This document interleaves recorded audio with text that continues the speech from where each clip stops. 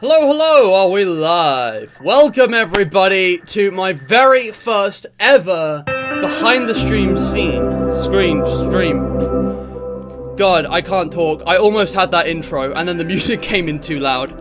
I almost had an intro that was normal and worked, but no, it was not meant to be. I should also really improve my lighting situation. Is that any better? Is that good? Hold on. Sorry, lads. Hold on. That's the best I can get. Yeah, no, that's better. But anyways, yeah. Right. Is the audio good? Are we all ready to proceed? I see a lot of chat messages, so I'm just gonna give everyone a minute to kind of, you know. Good?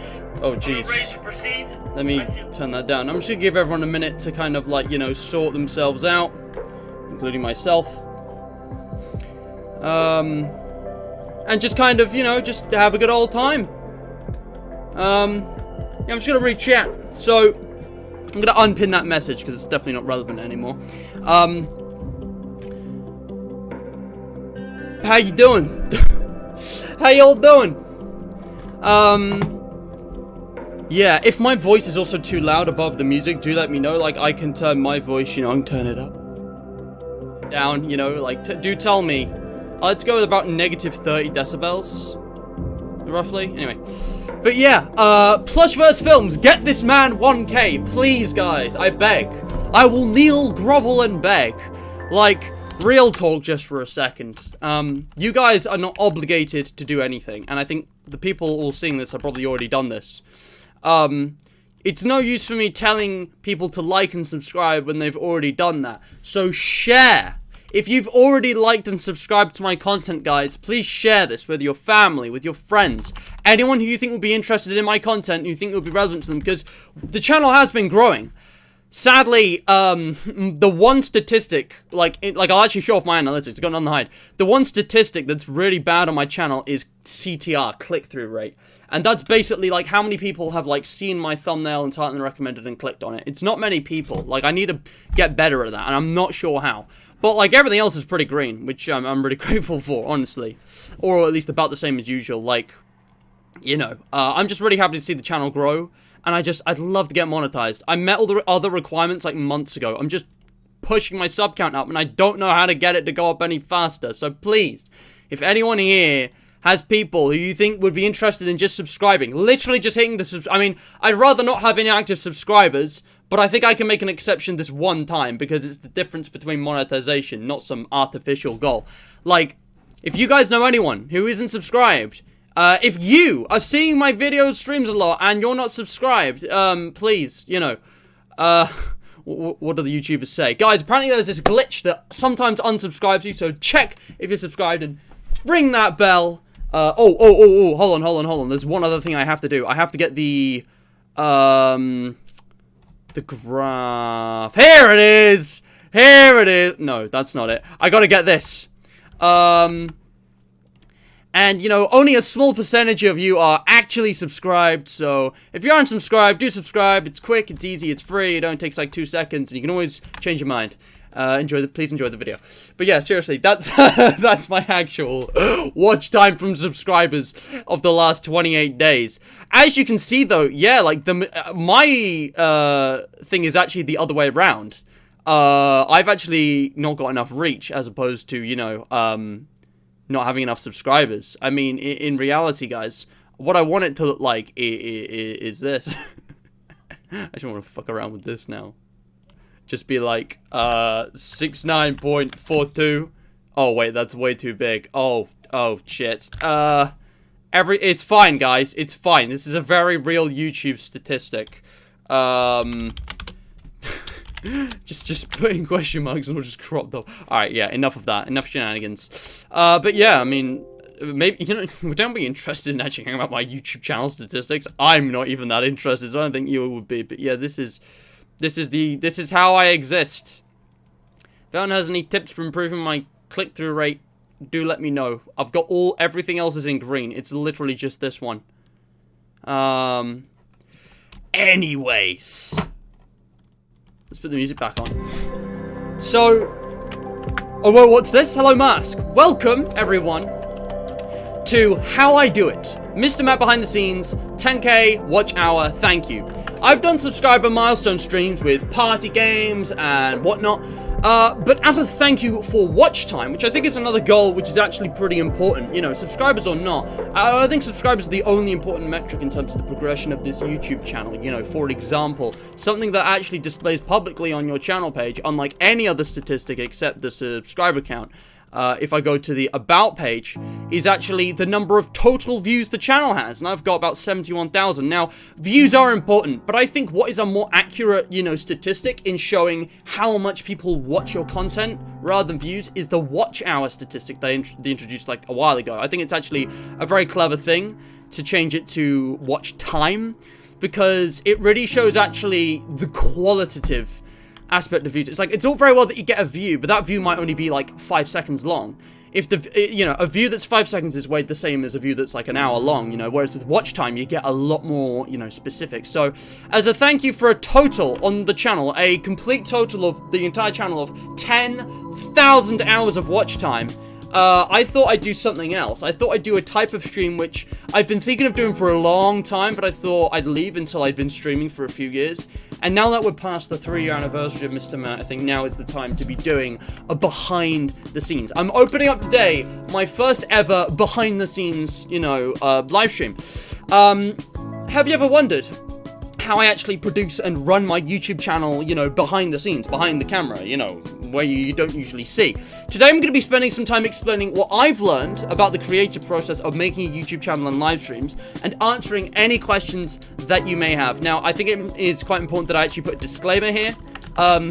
This is not a guide, this is not a tutorial, this is not how to be successful. There is no singular preset, you know, path to success on YouTube, and even if there is, that will change, you know, within months or even weeks as YouTube updates, you know, how their algorithm and studio works and stuff. This is just kind of my experience. If you copy exactly what I do, that's not going to guarantee success. I've not been successful. It doesn't guarantee lack of success either. And whether you do or don't do what I do with your own YouTube channels, if you have it, I just kind of wanted to share the creative process and the technical stuff. And this isn't going to be focusing on any singular topic. I've been thinking about future watch hour specials, and what I might do is go into specific areas. So like how I do my thumbnails, you know, how I manage my schedule, you know, and like, you know, certain challenges with that. But what I'm going to do today is just kind of give you an overview of like how I actually do what I do. Some of it may surprise you. You may already know all of this stuff. You know, some of you have your own YouTube channels and whatnot. Some of you, you know, have casual hobby channels, and some of you just don't have any at all. But I think it'd be interesting. It'd be interesting to talk about. And yeah, I hope you enjoy. Hope you learn something. And I will be taking questions. This isn't an Ask Me Anything. I did a poll, which would you guys rather see? But I'd tell you what, if you've got any questions related to what I'm talking about, go ahead and ask. I'll ask anything. You guys can take the lead on this one. But yeah, I'm glad Nubit's excited. Can't wait to give you something special. Thank you, DJ. Hello, Livy, as well. I see the moderators here. Only here by 3 minutes. Wonderful. Hello, Duncan. The atmospheric music, though. Guys, here's a behind-the-scenes trivia thing. If you guys are wondering where I get my music from, I have a Spotify playlist, which there's no point sharing because half of this is saved on my hard drive. It's not on Spotify. But basically, I took a load of the Minecraft soundtrack and all of the, you know, artists associated with that. Apparently, Kumi Tanioka wrote some of this instead of Lena Rain. I didn't even know that. But you know, those two, C418 obviously. I've also got a bunch of stuff on the YouTube audio library.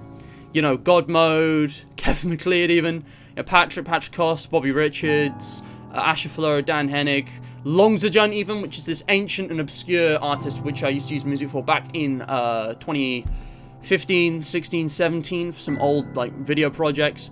But all of the music is credited in the description. Even though I don't need to credit all of it, I think it's nice that you guys can, you know, actually find all of the music for yourselves so you can, you know which one's which. And also, you know, if you want to use the music yourself, I've got the terms of use, you know, in the description. So if you want to know, like, what the rules are for using, you know, specific music, you're allowed to. Why is the Portal 2 OST here? Get rid of that. That's not on my list. But yeah, that's what the music is. Excuse me. But yeah, nice to see that you're doing well.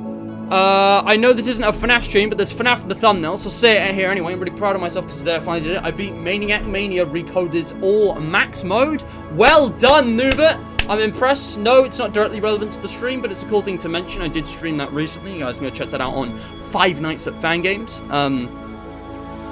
Yes, BTS! DJ loves this. The graph! Yeah, guys, it's the... Only a small percentage of you are actually subscribed. That FNAF video for the 5th anniversary. Oh, what was DJ talking about? I don't know who Jellybean is. I'm just gonna hide that message because I don't know what that's about. But yeah, what's DJ talking about? The behind the scenes. Oh, yeah. I did actually do it. Oh man, see the thing. DJ's like my brother Joe. He has photographic memory. His memory is so much better than mine. I forget like half the shit I do. Alright, but DJ knows. He sees all, okay? I did a behind-the-scenes stream, guys, a long time ago. This is actually not the first behind-the-scenes content I've done, but, this sadly didn't get much attention at the time, and I got 2 dislikes. I'm dead. I'm destroyed. I'm quitting YouTube, guys. I can't handle this. I got 2 dislikes. Let's make it 3. Fuck it. Yeah, so the, Q&A behind the scenes, Q&A plus behind the scenes is kind of what I'm doing today, but this was for a specific FNAF project I did a long time ago. You know, I'm just gonna reveal this now for the people who are here at this moment in time. Mr. Matt is not my first YouTube channel. I have an old YouTube channel that shall not be spoken of, alright, but I used to make pre-recorded, fully edited videos on a variety of topics, genres. It was a bit all over the place, but you can kind of see where I draw inspiration from. You know, Matthew Santoro, 8-Bit Gaming. This is like, you know, 5, 6, 7 years ago, I think. 6 years ago. It's rounding down, I think. But yeah, there's a lot of ancient videos on my old channel, and this was kind of one of the few things I did in that vein, because for the 5-year anniversary of FNAF, I produced like a fully edited video, and I did like a Q&A live stream, you know, about the behind-the-scenes process of it. Barely anyone turned up. But, you know, it's there if anyone wants to go back to it, I guess. This is honestly one of the best things I've ever produced. Like, the Immortality tribute video, best thing I produced. Like, in terms of video editing, one of my finest works. I actually used, like, left-right audio designs, like, fully stereo, lots and lots of tracks. Just brought together a whole lot of things into one video. The whole FNAF 5-year anniversary, like, event was just one of the biggest and best things I've done, and I'm never gonna do anything that cool again for 5 Nights at Freddy's. But yeah, that's not what today's about. Today we're just looking generally at the behind the scenes of Mr. Matt. So, hope you guys enjoy, and I'm really sorry, but I kinda need to go AFK. I need to go blow my nose. It's a bit sniffly. And I don't have any tissues to hand. I'm really sorry, guys. I need to go AFK, alright? I'll be right back. Enjoy the break screen.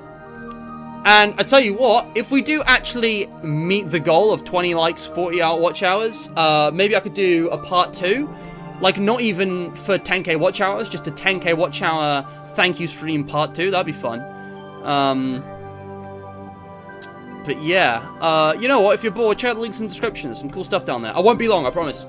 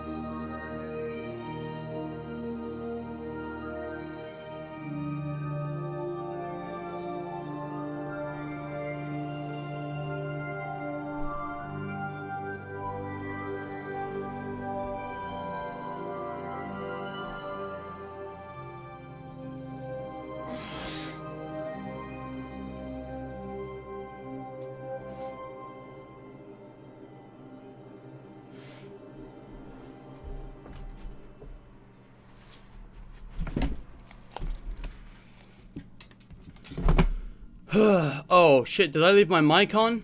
Oh. Oopsie. Guys, sorry for the hold-up. My brother was in the toilet, so I had to wait for him, and then I needed to pee. So, you know, such is life. Anyway, let's get on with this. So, I was actually just thinking, you know, I don't know if you did check the links in the description, but, there's a YouTube channel called Hydrated Highlights you should keep an eye on, because I just remembered, when I saw this, and I remembered that I haven't edited and uploaded a video over onto there yet. So, you know, if you want to subscribe, you could, if you've already subscribed but you want to subscribe again, you could subscribe to this, ring that bell. Anyway, let's stop shilling now. Let's stop promoting, let's get on with this. So, first of all, do you guys have any questions? Is there anything you want to start with in particular? I guess, like, I don't know, like, I didn't make a plan going into this. This isn't like a thorough tutorial or anything. I'm just thinking, like, let's stream for an hour or two, let's talk about YouTube. Like, where do I start? I mean, maybe I could tell you guys about how I started streaming, I guess, and, like, the story. But anyways, so let me just catch up with chat as well. I see Frog Balloon joined, welcome, welcome. I'm glad you liked Immortality. A lot of work went into that, and honestly, I was hoping it would go viral. It did not, but, you know, such is life. Have I actually still, like, can I actually still find that? If I go, because this is like a fully edited pre-recorded video on my main channel. If you just search for, like, 5 years at Freddy's, then, like, it should be, like, the first or second result. And the first result's the teaser, and then Immortality's the second result. But yeah, like, this did well, like, for my channel back in the day, it did well, but only 171 views, 31 likes though. I don't want to toot my own horn, but like, this is one of the rare times that I'm actually gonna like my own video, just because I want to see it at 32. It's a really satisfying number, but also, oh man, this is one of the best things I ever made. So much work went into this one, man. It was just insane. Guys, go check out this video. We're not going to talk about that because this is live streaming. Okay, so. Okay. Long ago, if we go in the beginning, if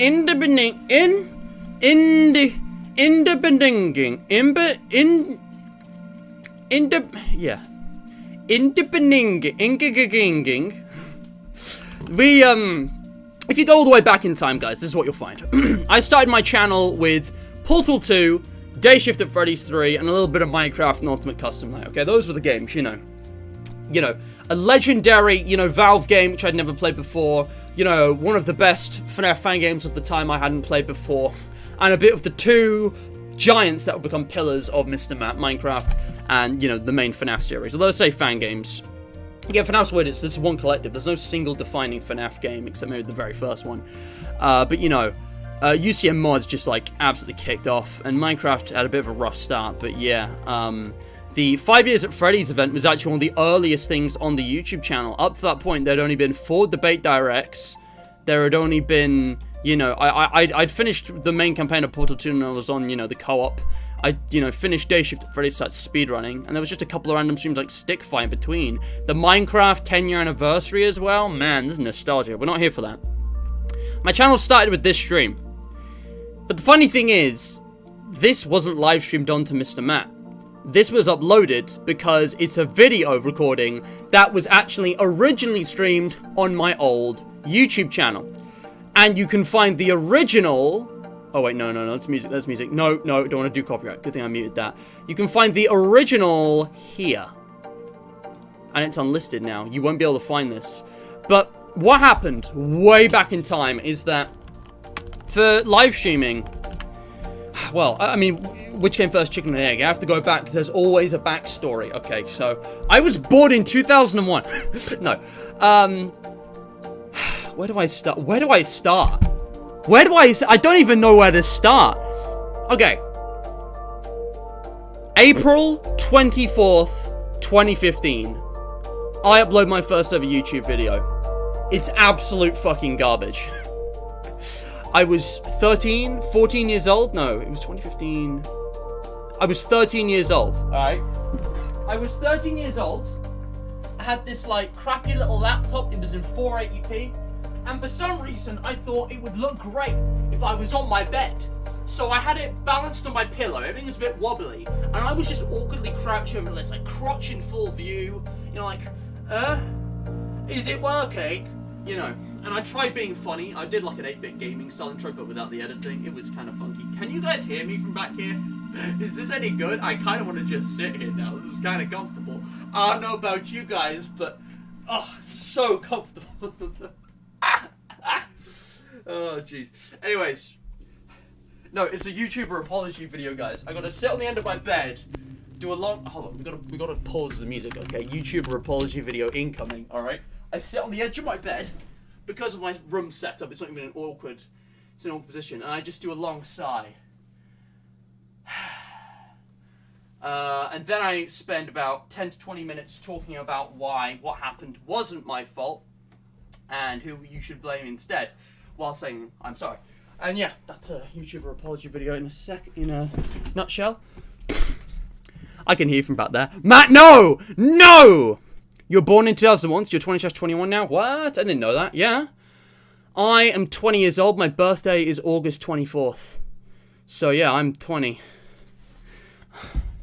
And all of my friends are children. They're all minors. They're all under 18. What does this say about me? Apparently I'm a fucking nonce.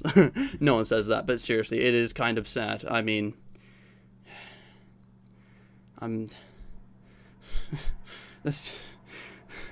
Man, the mood really just sunk. You're great, guys. You guys are awesome for under 18s. So... What I want to say. Yeah. So, I started uploading videos in April of 2015. And it was only like once a week, if that, in the beginning. And the first ever video was just a random vlog of me explaining what the channel was with the awkward bed position. But that wasn't actually the first video. It was the first video uploaded. But the first video made for the original channel wasn't made for the original channel. What happened was, I had a school project where I had to produce a video, which I thought was so good, I launched a YouTube channel. Now, there's a bit more to it than that, because the video in question was actually one of the just, you know, one of my least favorite topics. It was French verbs. I had to learn French verbs, and I did like a stop-motion animation with toy Daleks, alright? I don't know what the thought process was behind it. But it worked. People loved it. It actually got shown to multiple classes and year groups after I was done, like... And I did it all by myself, might I add. I had some real terrible friends back then. I didn't know anything about what the real qualifiers for friends would be in the long term. And I was part of a group who did absolutely fuck all. I forgot about the project. They presumably forgot. We all got detention. It was all my fault. It was not my fault. YouTuber apology, guys. I'm already like complaining. It was their fault, guys. But seriously, like, I had some awful friends. They were lazy. They were ignorant. They were just terrible students, terrible people. And yeah, I hope they've matured since then. I'll never know. But yeah, so when it came to the day of everything, why am I telling this story? This isn't relevant at all. Oh my gosh. I'm so unfocused. I've gone too far back in time. Alright, basically, guys, I started by making videos for about 3 years, and then it got to 2018, and I only uploaded, like, one video a month, you know, when I gone from, like, weekly uploads, because I had a load of pressure coming from my parents and my school, and I just couldn't run the YouTube channel anymore. So, I missed out on doing videos at the time of the releases of some of the best games ever. Baldi's Basics, Ultimate Custom Night, what else came out that year? 2018. There was a ton of stuff. I missed out on Bendy the Mutation Chapters 4 and 5. Lots of my favorite games I never made videos of at the time when they released, and I am forever going to regret it, because I caved the pressure from all the adults in my life telling me that, nope, this is detracting from your studies. Would I have done worse at school had I spent more time on my YouTube channel? Probably. But I still regret it. I think that was the wrong choice. But, I mean, things have moved on since then. Then this is why I do live streaming. Time. Video editing takes a lot of time that I don't have. I don't know if I'm just slow. I can video edit. I can video edit pretty well. But I'm slow. It takes me time. And, yeah, like, it takes me, like, 6 hours to do like a 10-minute video. You know, it takes me like 3 hours to do a 5-minute video. So I ended up deciding, what if I did live streaming? Because that's a very similar thing to like running a YouTube channel. You can live stream instead of like upload pre-recorded videos. And I experimented with it for months, and then I finally did the technical. Why is the music paused? God, this stream's a fucking mess. Can we just start over? Hi. But no, I did this stream. January 30th, 2019. After a couple months of testing, I finally worked out the right settings. And the truth was, guys, it didn't matter what settings I did. The moment I got a brand new computer, my second laptop, everything just worked. You know, no more lag, no more frame drops. It's just because the hardware I was using before was just, it was crap. It was a potato. I needed new hardware. So I bought a new computer for like 300 to 500 pounds. Wasn't super expensive. Not like this now, which is like a whole different thing. My Wi-Fi is still like wireless. I don't have Ethernet, but you know, I've got, you know, something pretty decent set up at the time. And yeah, I just started live streaming. I just started playing games which I've been wanting to stream. And I decided also, I learned at this time that a good YouTube channel should really focus deep on one thing rather than doing lots of sporadic things. And I've kind of learned from watching other YouTubers. So I dropped basically everything I was doing except the live stream gaming. And that's what this channel's been built on. Although I did introduce Debate Direct, so I had a bit of freedom. And I think I've got a pretty good balance going. Alright, enough lore. Can we, guys, please ask me questions. I don't know where to start. So, if you want to do a live stream YouTube channel, you need a computer, an internet connection, and, you know, a good one, not, you know, so you can actually live stream. You need, obviously, software, OBS, you need hardware, a camera, screen recorder, and then just the, you know, personality, talent, and willpower, and just make something happen. It's taken me years to get to where I am now, guys. All of these graphics, all of, like, you know, these text boxes, everything that's set up, this has literally taken me years of gradual changes over time to get, you know. I remember spending, like, a good hour or two sorting out, like, you know, these screens, you know, just, like, designing them and updating them and twisting and changing them. And I think I'm pretty happy with how they are now. Why is my mic off on all these? I think I'm finally done, like, changing up everything, because I've done it a lot over the last 3 years, and I really want to, like, keep everything consistent now, so that, you know, it's kind of, you know, just kind of, like, on brand and consistent and kind of, you know, good looking. Does that make sense? I don't know. But, yeah. Anyway, DJ has a question. Excuse me. Man. When you used to do premieres from your old laptop, was there a particular way you planned to edit those videos back then? Any particular style? Interesting question. So, back in the day, for games that were, like, graphically demanding, I don't know why certain games weren't, but, like, SCP Secret Laboratory, Zardy's Maze, I used to premiere them. I couldn't live stream them because OBS would keep having frame drops, but if I used the Xbox Game Bar screen recorder, I could pre-record videos of them, have a separate setup with a camcorder that my mum, you know, gave me a long time ago. I've had it for like 5 years now, and then just edit that together and upload it. And what I did with those is I just tried to have a very streamlined editing style. I'm actually going to give you guys an example right now. All right, this is a really interesting question because this is like the difference between, you know, pre-recorded videos and, you know, and new videos, and it's like, yeah, you will see. Things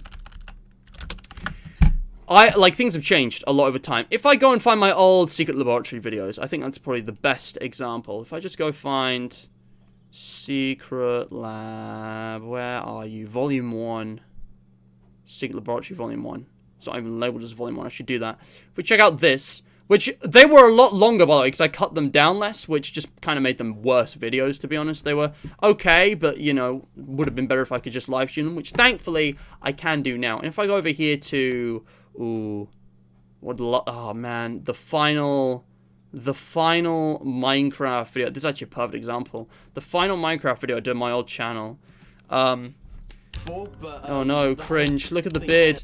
So, yeah, this is how I used to, like, edit them, I guess. You know, it would be quite,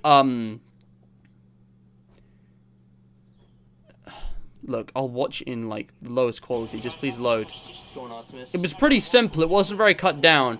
You see me scrolling along here, you can see the setup. My face cam was way too big back in the day, but, you know, it'd just be kind of like that, and there might be the odd zoom or jump cut or effect, but it was pretty like basic in terms of editing. Like I set up a template and I just threw things in, and then I just like jump cut past like the boring parts. I didn't really like add any spice. Are we dropping frames?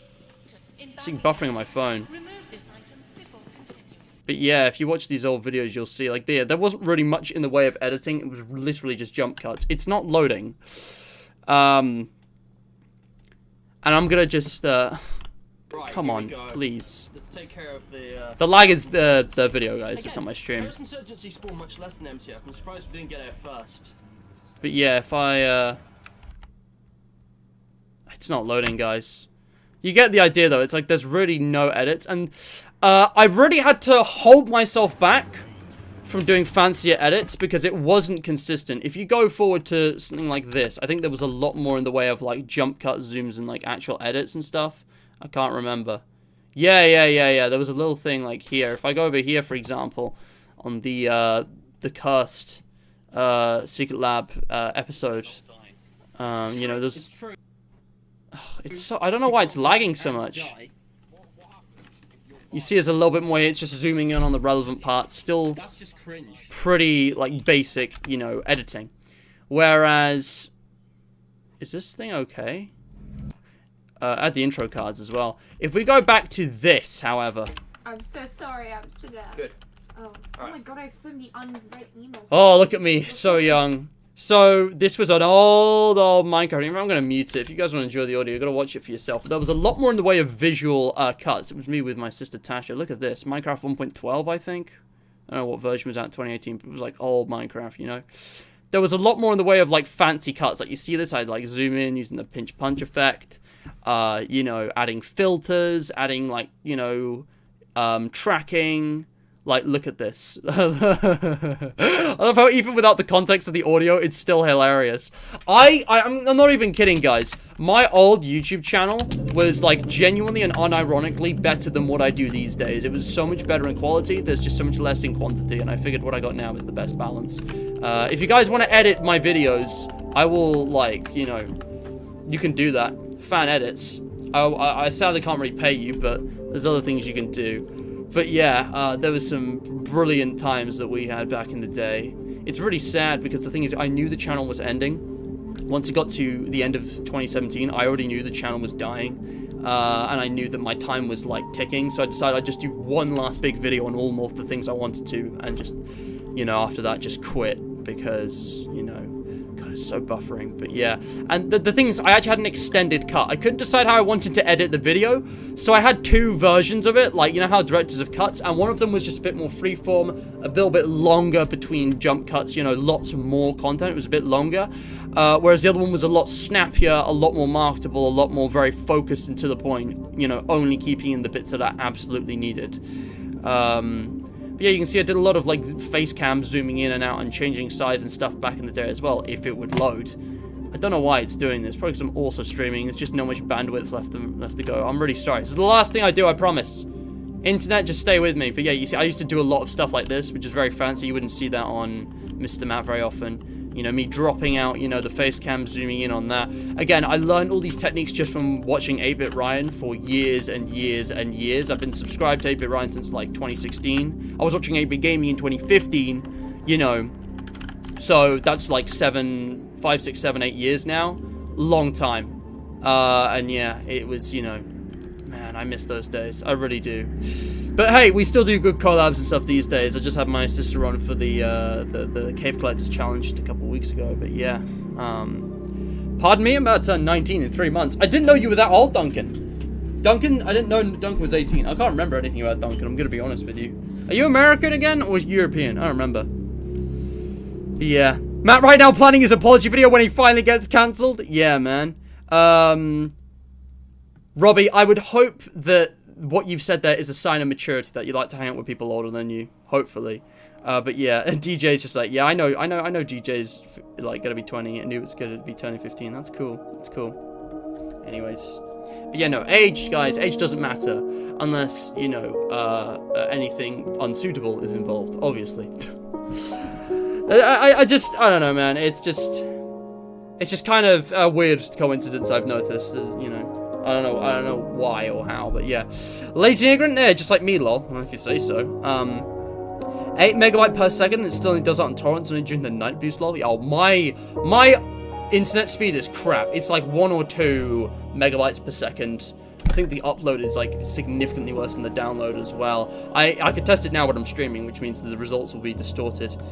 If you have any chapters 4 and 5, I remember playing those first time off camera. I had a lot of tech issues with them anyway, to be honest, so it's probably best they won't record it, but yeah. Have you ever stubbed your toe? Had any injuries to your feet and legs? No. What a random question. I want to be clear, guys. We're deviating very far off topic here. We're almost an hour in. I haven't really talked about anything that's actually behind the scenes. So, I'll get into that in a second. Frames are kind of dying. Yikes. Why'd you go with the combination of blue, purple swirls and wooden frames back then? Now, that's a good question, and there was actually a thought process behind it, so... dang it! Oh no, Crin! Oh, I'm so sad. Frick buffering. I'm really sorry. That's what cringe, your facial hair. Bro, that message was sent late. Oh, man, but no, you're right. So, in answer to Dr. Paul Cephasum's question...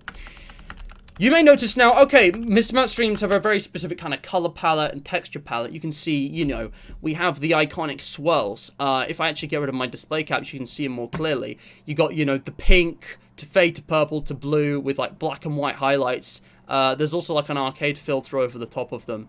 On the game screen, at least. There isn't on this screen, if you notice. But, you know, what was the thought process behind that? And you see the borders as well, like kind of this, cold stone kind of black obsidian granite with like teal like blue highlights. So the old graphics, man, I'm gonna tell you guys right now, my graphics have changed drastically over time. Right now they're at a pretty, like, they look good. They're damn solid. Okay, if you go to all the fabric, if you go to the last Minecraft stream I did, you know, I mean, it's literally what's already on screen right now, and again, it's just not loading. Like, you can see the kind of the colors, it's all the pinks, purples, blues, and that stayed the same. But if we go back to my older streams, it was, well, when I first started, I'm just gonna let this speak for itself. I'm gonna just let this speak for itself. Thumbnail with a text box in the bottom. Okay, how about the most of the stream?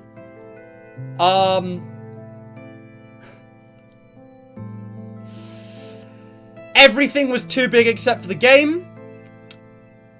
I literally just used blocks. This is what, like, my ancient streams look like. If you remember when my streams looked like this, you get the ultimate veterans pass. If you were there when the streams still looked like that. Fast forward a couple months, if we go to, I don't know, UCM Mods 10, and I think things had updated a bit, because I played Ultimate Custom Night mods, because I'd seen Dorko do them, and I thought, wow, those were really cool, I should cover them more. And it was quite possibly one of the best decisions I have ever made to keep covering UCM mods, because not only was it the latest FNAF game except for Help Wanted, I didn't have VR so I couldn't play at the time, Fat Mode didn't exist yet, but it had also been extensively modded by multiple people. And the number one guy for that was Elite Robo. Elite Robo not only, you know, when looking for people playing his UCN mods, found my streams, liked, and subscribed, but he also decided to, I can't remember exactly how it happened. I can go to my DMs and find out how. I can't remember if he came to me or if I came to him, but we basically agreed for him to do my stream graphics for me. He created this, like, wooden border. This is Elite Robo's brand. He has this, like, wooden border. He created the swirls background, of which there's been several variations. If you look closely, this one's not the same.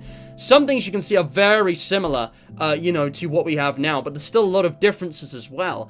My mindset was this. I wanted something blue-purple. That's the kind of the color I wanted the channel to have. You can see the blue and purple before, and I thought it was just kind of my favorite color, so it looked good.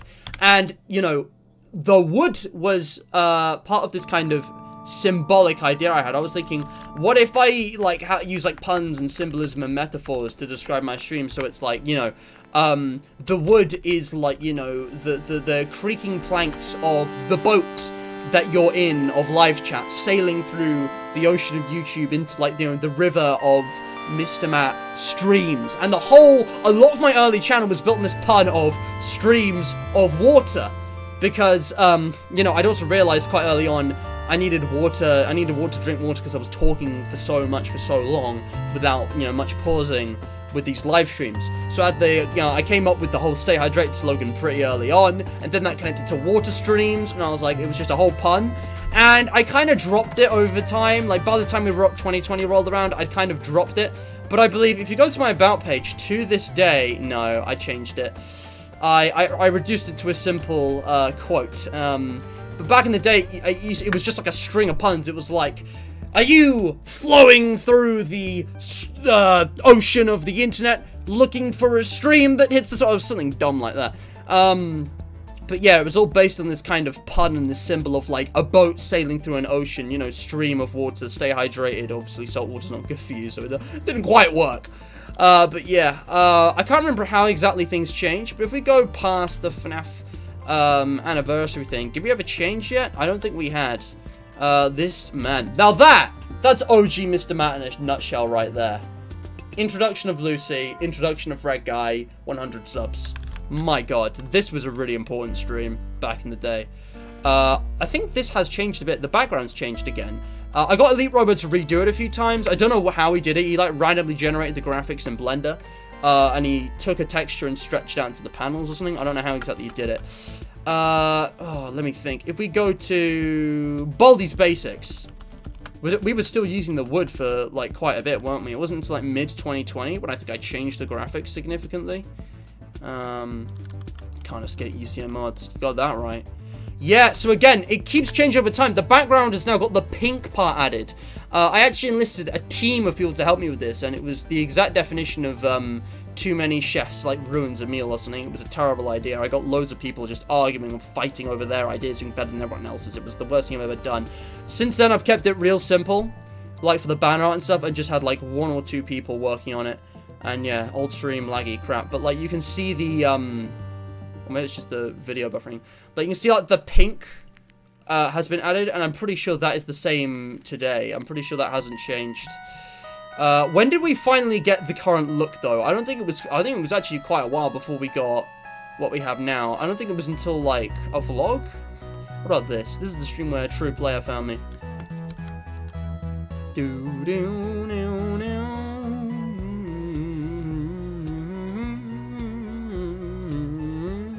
We were still using the wood panels for a long time. You guys probably remember the wood panels.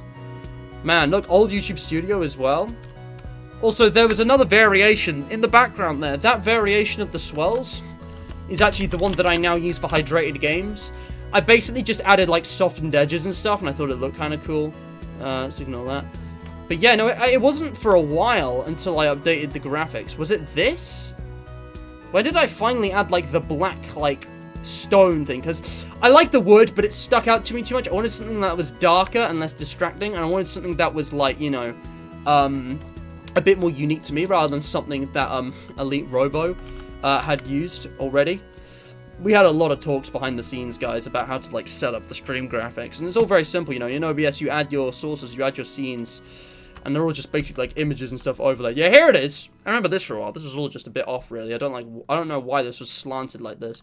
But yeah, this was, the black, you know, border stuff that we finally added. It was the stream that introduced it, as well as the Halloween event of that year.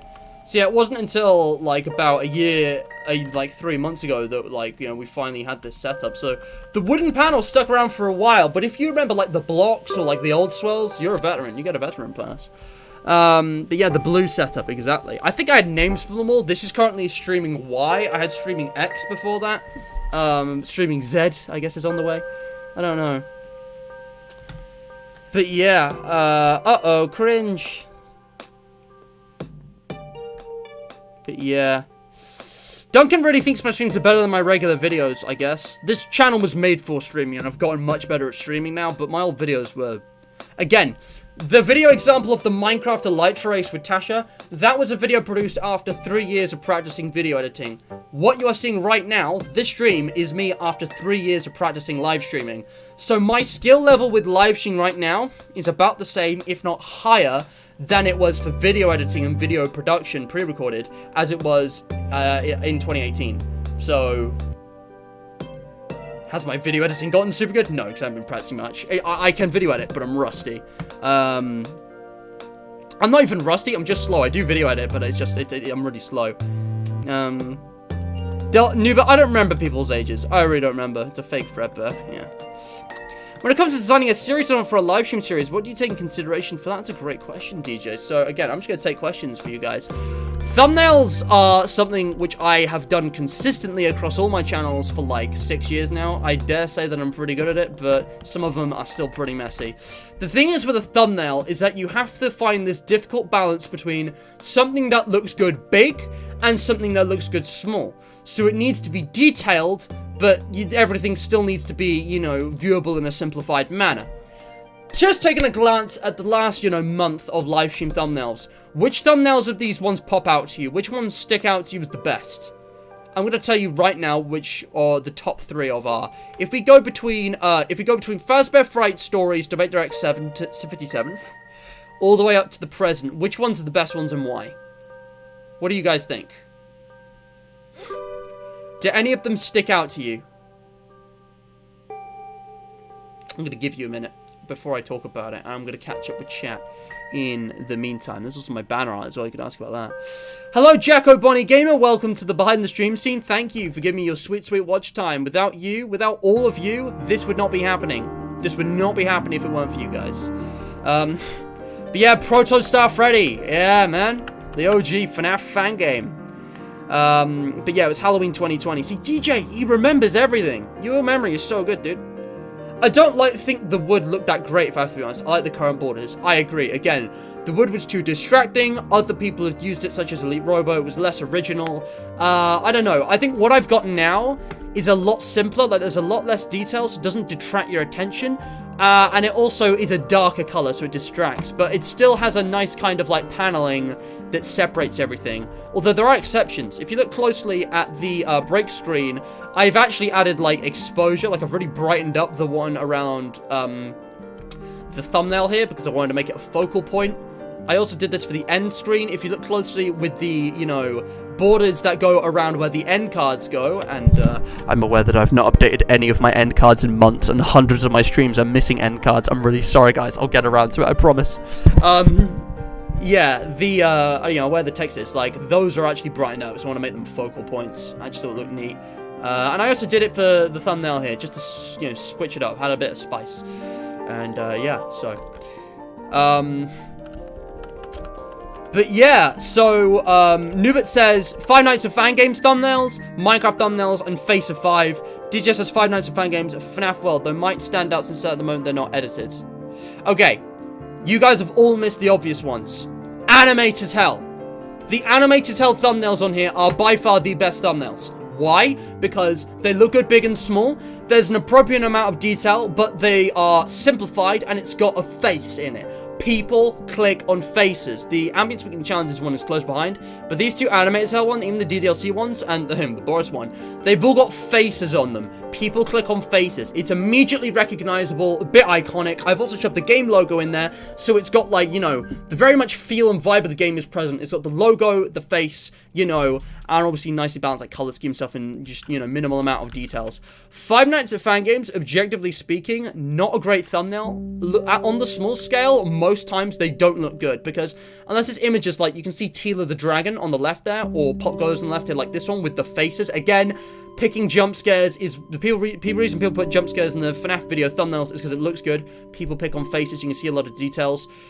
But, like, when you don't have that, say with this one, for example, all the details are too small. You can barely see any details. You can just about make out Waluigi here. You can't really make out what any of the details are from far away. But up close, you know, it looks much better. Now, people, you know, FNAF as a cult. We as a fandom are a cult, and FNAF is super popular, so it doesn't matter if my thumbnails are shit. People are still going to click on it. But, you know, Ambient's Weekly Challenges had a better thumbnail, and, you know, Animated Hell definitely had a better thumbnail, which is why it's still really impressive that some of these got more views. This got the most views because it combined my best concept series with the best thumbnail. Having a big logo, big text in the thumbnail does work to a limited extent, as long as it's as little text as possible and it's a logo. So having that big logo in the middle does work. And, you know, it's like a twist of the official FNAF logo, which I'm pretty proud of. But again, lack of faces, you know? SCP Secret Laboratory does the same thing as 5 Nights of Fan Games, but worse. I keep trying with this, but everything, again, it's too small. From far away, you can't really make out any details of even any, like, people or faces, like, you know, moving or doing their thing. You have to click on it and look up close. But again, the SCP logo is also iconic, so I've kind of played into that. FNAF World's okay. I've just kind of taken screenshots in the menu screen, so they look alright.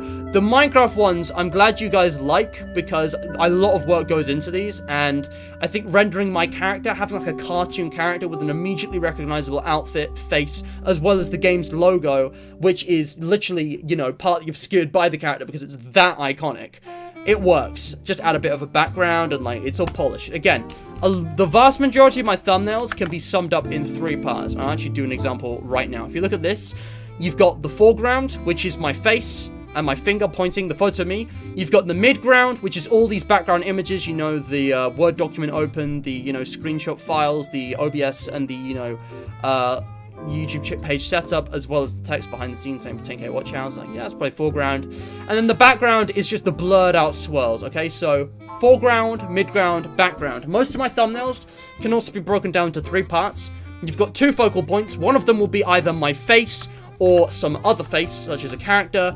The second one will be some kind of other image. If it's a vlog, it'll be something like this. If it's a game, it might be a character's face, and then, like, if it's a FNAF game, like an office or a camera view or something. And then the background will just be something vague, blurred out that you don't really notice, but is, you know, kind of there to complement the image. You know, with this Minecraft one, that golden apple, that notch apple is actually like an extra layer, just to add effect. But again, with this one, you got my characters in, like, no, the foreground, the Minecraft logos in the midground, and then the background is, you know, the blurred out kind of, like, you know, Minecraft world, you know, screenshot. Some thumbnails are even simpler than this. I forgot to update this one. That is not supposed to be the thumbnail for that. But to be honest, that looks better than the actual thumbnail I put in the stream.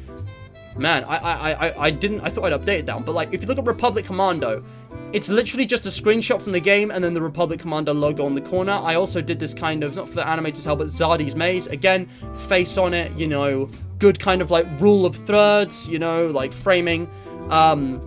For these series, you can see it's a lot more simplified. I don't have a consistent one type of thumbnail for all my streams because I think different games have different needs in regards to thumbnails. And something like Five Nights at Fangames will benefit from a chaotic and messy thumbnail because it will display, like, the variety of it. Given how popular this is, hopefully if I keep Secret Laboratory out, this it could get some clicks, because I've really struggled with getting, like, you know, faces and, like, up close shots and that. I don't know quite how to do them, but they do look good up close.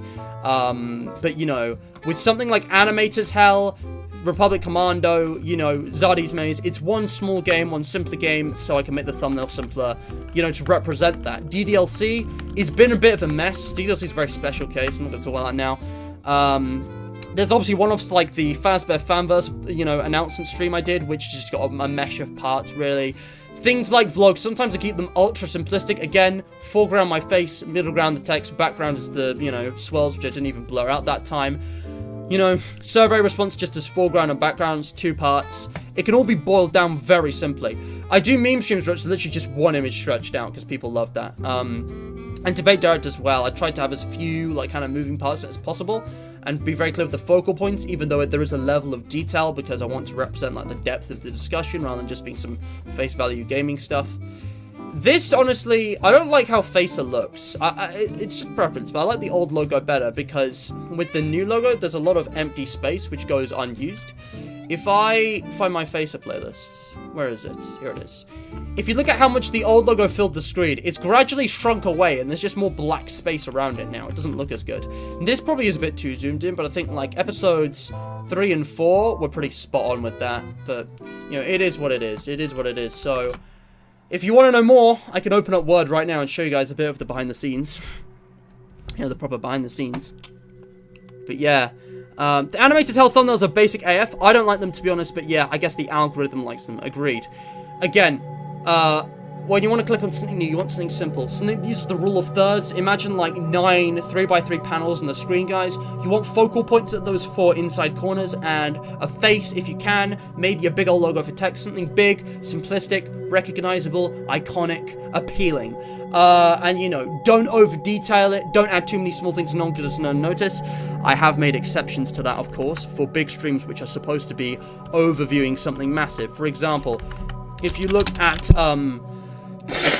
excuse me, if you look at something like this channel in 2021, yeah, you see how over-detailed that is? It's just an insane mesh of, like, parts, but that was supposed to represent the kind of, like, massive history and chaos of my channel in that year. Start comment with random videos, please. This has a lot of moving parts. This is a very complicated one, but it still manages to look okay small because all of the individuals have big recognizable faces and whatnot in them, and they're all, like, you know, segmented up quite nicely. Again, like, this is kind of pushing it. I wouldn't do this unless you're experienced with editing like I am. Again, the big text helps with that kind of thing, and it's possible to find a balance. Again, they normally look even smaller than that, but still you can read the text from when it's really small, and this is something I test. Can you read the text when it's small? If you can, you've done it right. And yeah, just finding that balance really is a challenge. I don't know why 2 other streams have come up, but not the one I was looking for. Ooh. That was a fun one to make. Hey look! It's Chief! Okay, hold on. This man should have on Mr. Matt, like, review? Like, where's... Bruh. Okay. But the point is that, like, I make exceptions for things like this. And this isn't intended to be like a marketable video. This is just for the subscribers, for the fans. Here's like a retrospective on everything we did. And I just shoved as much as I could. I just squeezed as many like other thumbnails and stuff that I could into this. Because honestly, it was just... 2021 was quite a year. It was quite something. Both good and bad. But yeah. Didn't you switch from Word to PowerPoint for thumbnails, or do you still use both? Good question. Get to that. So, yeah, no. I think most of my thumbnails are good. Some of them are bad. Some of them are okay. Some of them are really good. Some of them are actually pretty bad. But only if you... I'm pretty happy with my thumbnails. I think I can confidently say that my thumbnails are good. But there's lots of different kinds, you know. Republic Commando and Zardy's Maze thumbnails are completely different to Secret Lab and Five Nights at Fan Games. And I know some YouTubers like to make every single one of their thumbnails identical. They have, like, the pog face on the side, like... Then they have, like, an image from the game, like a jump scare if it's FNAF or whatever, and then, like, a background of some kind. But I don't like that. I like to make things individual and have the series be instantly recognizable with their own styles. So, it's not too diverse, but, like... Could my thumbnails be better? Absolutely. There's always room for improvement with everything, guys. People will be saying in a few years that this setup looks crap, or, like, my thumbnails look crap, because I'll still be improving. But I'm actually really happy with them right now. I think my thumbnails look good. It's just that, like, I don't quite know where to improve now. I feel like I've hit a ceiling with them. And it's just, like, the level... There's, like, a couple scales to simplicity at, like, you know, you got Republic Commando and Animated Hell at that end of the spectrum. You got, like, Minecraft, DDLC, and then in the middle and up here you got, like, Debate Direct, SB Secret Lab, you know, Five Nights at Fan Games, and at the extreme, you've got, like, you know, this channel in 2020 or some vlog, like the new computer vlog. But yeah, and please, guys, feel free to critique my stuff. You are welcome to say, Matt, this and that is bad, it's crap, you should change it. I may disagree, I may not do that, but your opinion is perfectly valid if you can, you know, reason it with facts and enforce it and, you know, support it with evidence and logic. I am absolutely not a perfect, ideal role model YouTuber to be looking up to. I do plenty of things wrong and just don't do something, so, yeah. So, you can make thumbnails in MS Word. Now, this is probably going to be most people's answer to the QOTD. I've asked you guys, what surprises you the most about how I run my YouTube channel? And the best answer will win a shout out. Hey! Thanks for the subscription! I appreciate it! Thank you, my dude! Thank you! I'd love to see it. There it is. Yeah, I really need to, like, move that, but yeah. If I actually go here, so for the last 3 years or so, I was using Microsoft Word to make my thumbnails. Now, you might think, hey on Matt, that's ridiculous. You can't use micro-fucking-soft Word to make your thumbnails. And, actually, let me show you something, guys. Let me just show you something, okay? Because whatever you thought of my thumbnails before, whatever preconception you had, I wonder if this will shift that perception anyway. If you go to my Fiverr, link in the description, by the way, I will edit your gaming video or your video thumbnails for a price. These thumbnails, this thumbnail, this thumbnail, this thumbnail, all of these were made in Microsoft Word. They are all incredibly simple. You can make them yourself in about 10 minutes. well, maybe not 10 minutes, maybe 30 or, 30 minutes. But, like, all of these thumbnails were made in Word. They were all made in Word. Does that change your perception of them? Does that make you think they're better or worse? I don't know. But you can see different styles as well. Containment Breach had the simplest style. This is a bit of, like, this is, like, precursor to Finance of Fan Games, more complex setup. You know, Minecraft somewhere in between. But, yeah, all of my thumbnails, will it preview them? Yeah, here it is. Okay, the preview's a bit broken. I want to preview them so I don't have to, like, open them all up. Can I, like, zoom that out? Oh, okay. The preview's totally broken. But, like, if you look here, guys, see all these documents? All of these thumbnails were made in Word. Let me think of a good example. Yeah. Debate Direct, why not? This is how I did them. This is how I did Debate Direct for years, okay? Debate Direct logo, which I crafted in its own document, which has been lost to time, so I can't even break this down into its original components. And I just want to say, the Debate Direct logo on its own is interesting because it's everything of old Mr. Matt. It's like 2019, 2020 Mr. Matt. You've got the old swells texture, the old wooden border, the old colors of the borders, and you've even got the old Discord server logo in the background. I know that was the logo of that server, but I'd rather regard it as the Debate Direct logo now, because I think I kind of just added them simultaneously. It was a bit all over the place. And yeah, it's all blurred out and stuff anyway. But yeah, the Debate Direct logo, guys, is like, again, this is the only thing that's going to survive anything. Like, all of my series are going to come and go as time goes by. One day I'm not going to, live stream FNAF anymore. But Debate Direct is never going to go away, because there's always going to be something new I could do with that. The potential with Debate Direct is endless, and, like, I love that it references my old stuff. And yeah, I add stuff, like, for example, this is actually an icon. Sometimes I go to the icons feature of Word to, like, insert, like, symbols like this. So I just, like, select them, and I insert, and then boom, I can format this. I can change, like, the fill color. I can make it glow. I can do all the same things that I would with, like, images and text. Here's, like, Robbie's old logo. Here's, like, a render that Elite Robo sent me. I think it's actually taken from the FNAF 2 files. Sometimes, instead of adding, like, a border to things, instead of making it glow, I add soft edges. So that kind of makes it, like, fade away at the edges, and it's a really good way of kind of blending images together, because you can see this kind of naturally fades into other things. It's really helpful. But with some things, I add a glow, and, like, I can change, like, the size of the glow. You can see how, like, far it goes off me. And I can also change the transparency, so, like, how, like, strong or weak it is. All these features are there in Word, guys. And again, you may be wondering, like, Matt, like, even with the remove background tool, you can actually, like, if I reset this, I can show you. With images of me for my thumbnails, that's how I do it. There's a remove background tool. You basically use red and green pens to outline parts you want to keep in and remove. It's not precise. It's not like you're going along around the edges. It's a little bit fiddly, and I will say, yes, it's objectively worse. But here's the thing. I've been using this for years now, and it works. It does everything that I need it to. So, obviously there's text boxes as well, obviously. Everything that I need is in Word, and now PowerPoint. PowerPoint's actually slightly better. I've recently switched over to PowerPoint, but I'm not going to show that because, a wise magician doesn't reveal his tricks. But it has some extra features which I couldn't do in Word, and it's just a bit better in terms of, like, accessibility. Like with Word, you have to text wrap every image you add. With PowerPoint, you just shove them in, and you can move them anyhow. You don't have to worry about them getting stuck and stuff. So, why haven't I used proper professional image editing software? Why haven't I bought Photoshop? Well, one, this kind of thing is really expensive and overpriced. Same with video editing software. But two, everything I need is here in Word and now PowerPoint. Like, Microsoft Office has got you covered. It's completely free. Depends. It can be free. You might have to pay. It depends. But it's like, it's really, it's not even designed for this, and yet it has everything that I need it to. When I'm making my thumbnails, I don't have to, worry about getting anything expensive or fancy or learning a whole new software. Everything I need is in PowerPoint. So I've just been using that because it works.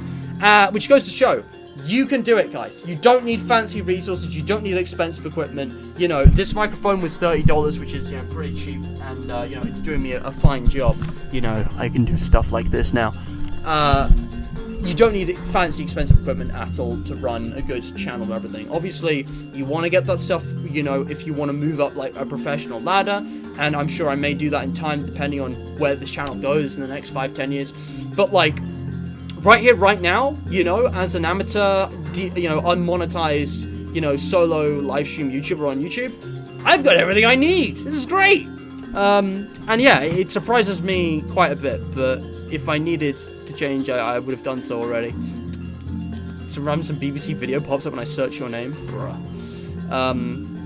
But yeah. DJ's asked a question about planning. I'll come to that as well. Which chat do you prefer live chat on YouTube? I don't understand what you mean. Your thumbnails feel better once I know they were made in MS Word, since I didn't know you can make stuff that good in Word, lol. Well, there you go. Like, I'm not mean to brag. My thumbnails are not, like, the best ever. There's plenty of things I can't do, which I probably wouldn't even know about. But, like, for example, when I'm done, the process of getting the thumbnails a bit quirky. I'll open Paint just to give you guys a glimpse. If we look at Debate Direct here, here's the collab I did with Ambience, our first proper collab. I get the snipping tool. Alternatively, you can just get a screenshot, but this is what I like to do because it's, you know, a new feature. It's really helpful. I get a snipping tool, and I've actually learned, like, I'm not even kidding, guys. If I'm turning these down a bit, it's distracting. I have actually done this so many times now that I can eyeball a perfect 16:9 ratio. I'm going to try and do it right now. No guarantees, but by hand, by eye, basically, I take the snipping tool, and I just, like, go over the image, and I just try and get it to basically line up with the corners and the edges. So I just take like you know, a rectangle of the thumbnail. And obviously, if you've got images that go over the edge like this, like you can see clearly that, you know, this image goes past the border. What I do is that I focus in on the corners and on like the edges that I can see. Like again, my image is obscuring stuff here, but I can see where that's in line. And then once I've got the snip thing, I just copy paste this into Microsoft Paint, because Paint is legendary. Everything you need. It's got one very simple feature which is crucial for this, okay? I can't do this in anything else. I crop it and I resize it to 1280 by 720. And look at that! Perfectly proportional. I eyeballed the perfect 6:9 ratio. So I made sure it's 1280 by 720p because that is the standard size for YouTube thumbnails. It's like the aspect ratio and resolution. If that isn't your aspect ratio and resolution for YouTube thumbnails, then there might be black like borders, which you don't want. It looks terrible. So that's what I do, and then it's as simple as saving as a PNG because it's the highest quality for sharing online. And yeah, and then I share that hell. And the whole process of making the thumbnails is a whole other thing, because then I add like filters and stuff onto that with the, you know, default like photos, you know, editor. So that's what I do, you know, with my thumbnails in that regard. So there's like two versions of every thumbnail I've ever made.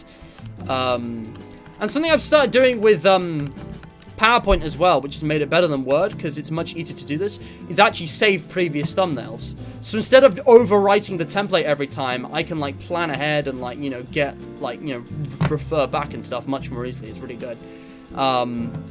But yeah, that is a little insight into the secrets. And again, maybe when we get to like 20, 25, 50k watch hours, I could do in-depth specials of like specifically how I make my thumbnails and go in-depth in the whole process. But for today, I'm just doing a, you know, surface level overview of everything and just taking questions. And again, if we hit, you know, the like hour and watch hour goal, I'll do a part 2 of the 10k special without even needing you guys to get like a higher, you know, hours of watch time, because, you know, it's gonna be a long time before we do another one of these, unless I get like some viral stream or something. But yeah, it's UCN Mangle, DJ, sorry, yeah, UCN Mangle. But yeah, hey, look at that, I'm in the thumbnail. Hey, that's me. So, you finally arrived, Dennis. Oh, that's me. But yeah, exactly. It depends on skill level. Exactly. The real talent, you know, quality comes from skill, not resources. Obviously, you do want some good software when you're making this stuff. You don't want to use the crappiest, you know, bottom of the ladder stuff. I would use PowerPoint and not Word. Word is clunky in some ways, which PowerPoint isn't. And one day, I'm sure I will move on from PowerPoint to something else, perhaps. I don't know. But yeah, it's a pretty, you know, I've been doing this for years now, and it works really well. I've gotten really good at doing it efficiently, and like, you know, it's just, you know, it's not a pain to do. You know, it's easy going, and you know, again, a lot of this is self-taught. I used to look up some tutorials for this kind of stuff, but only very few.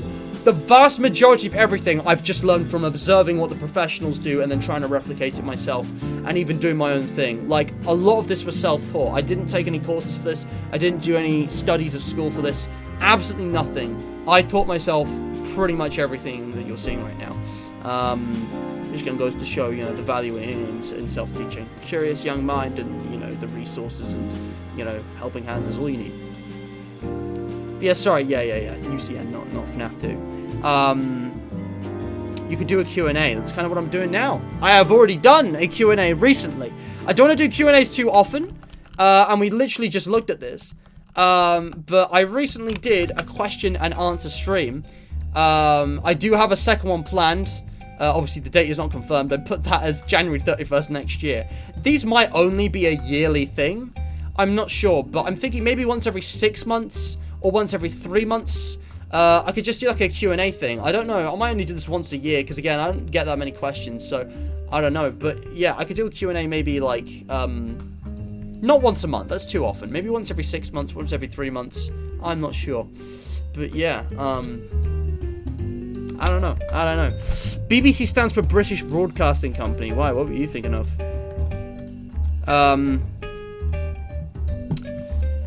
But yeah, any other questions? I think I missed one. DJ asked one, didn't he?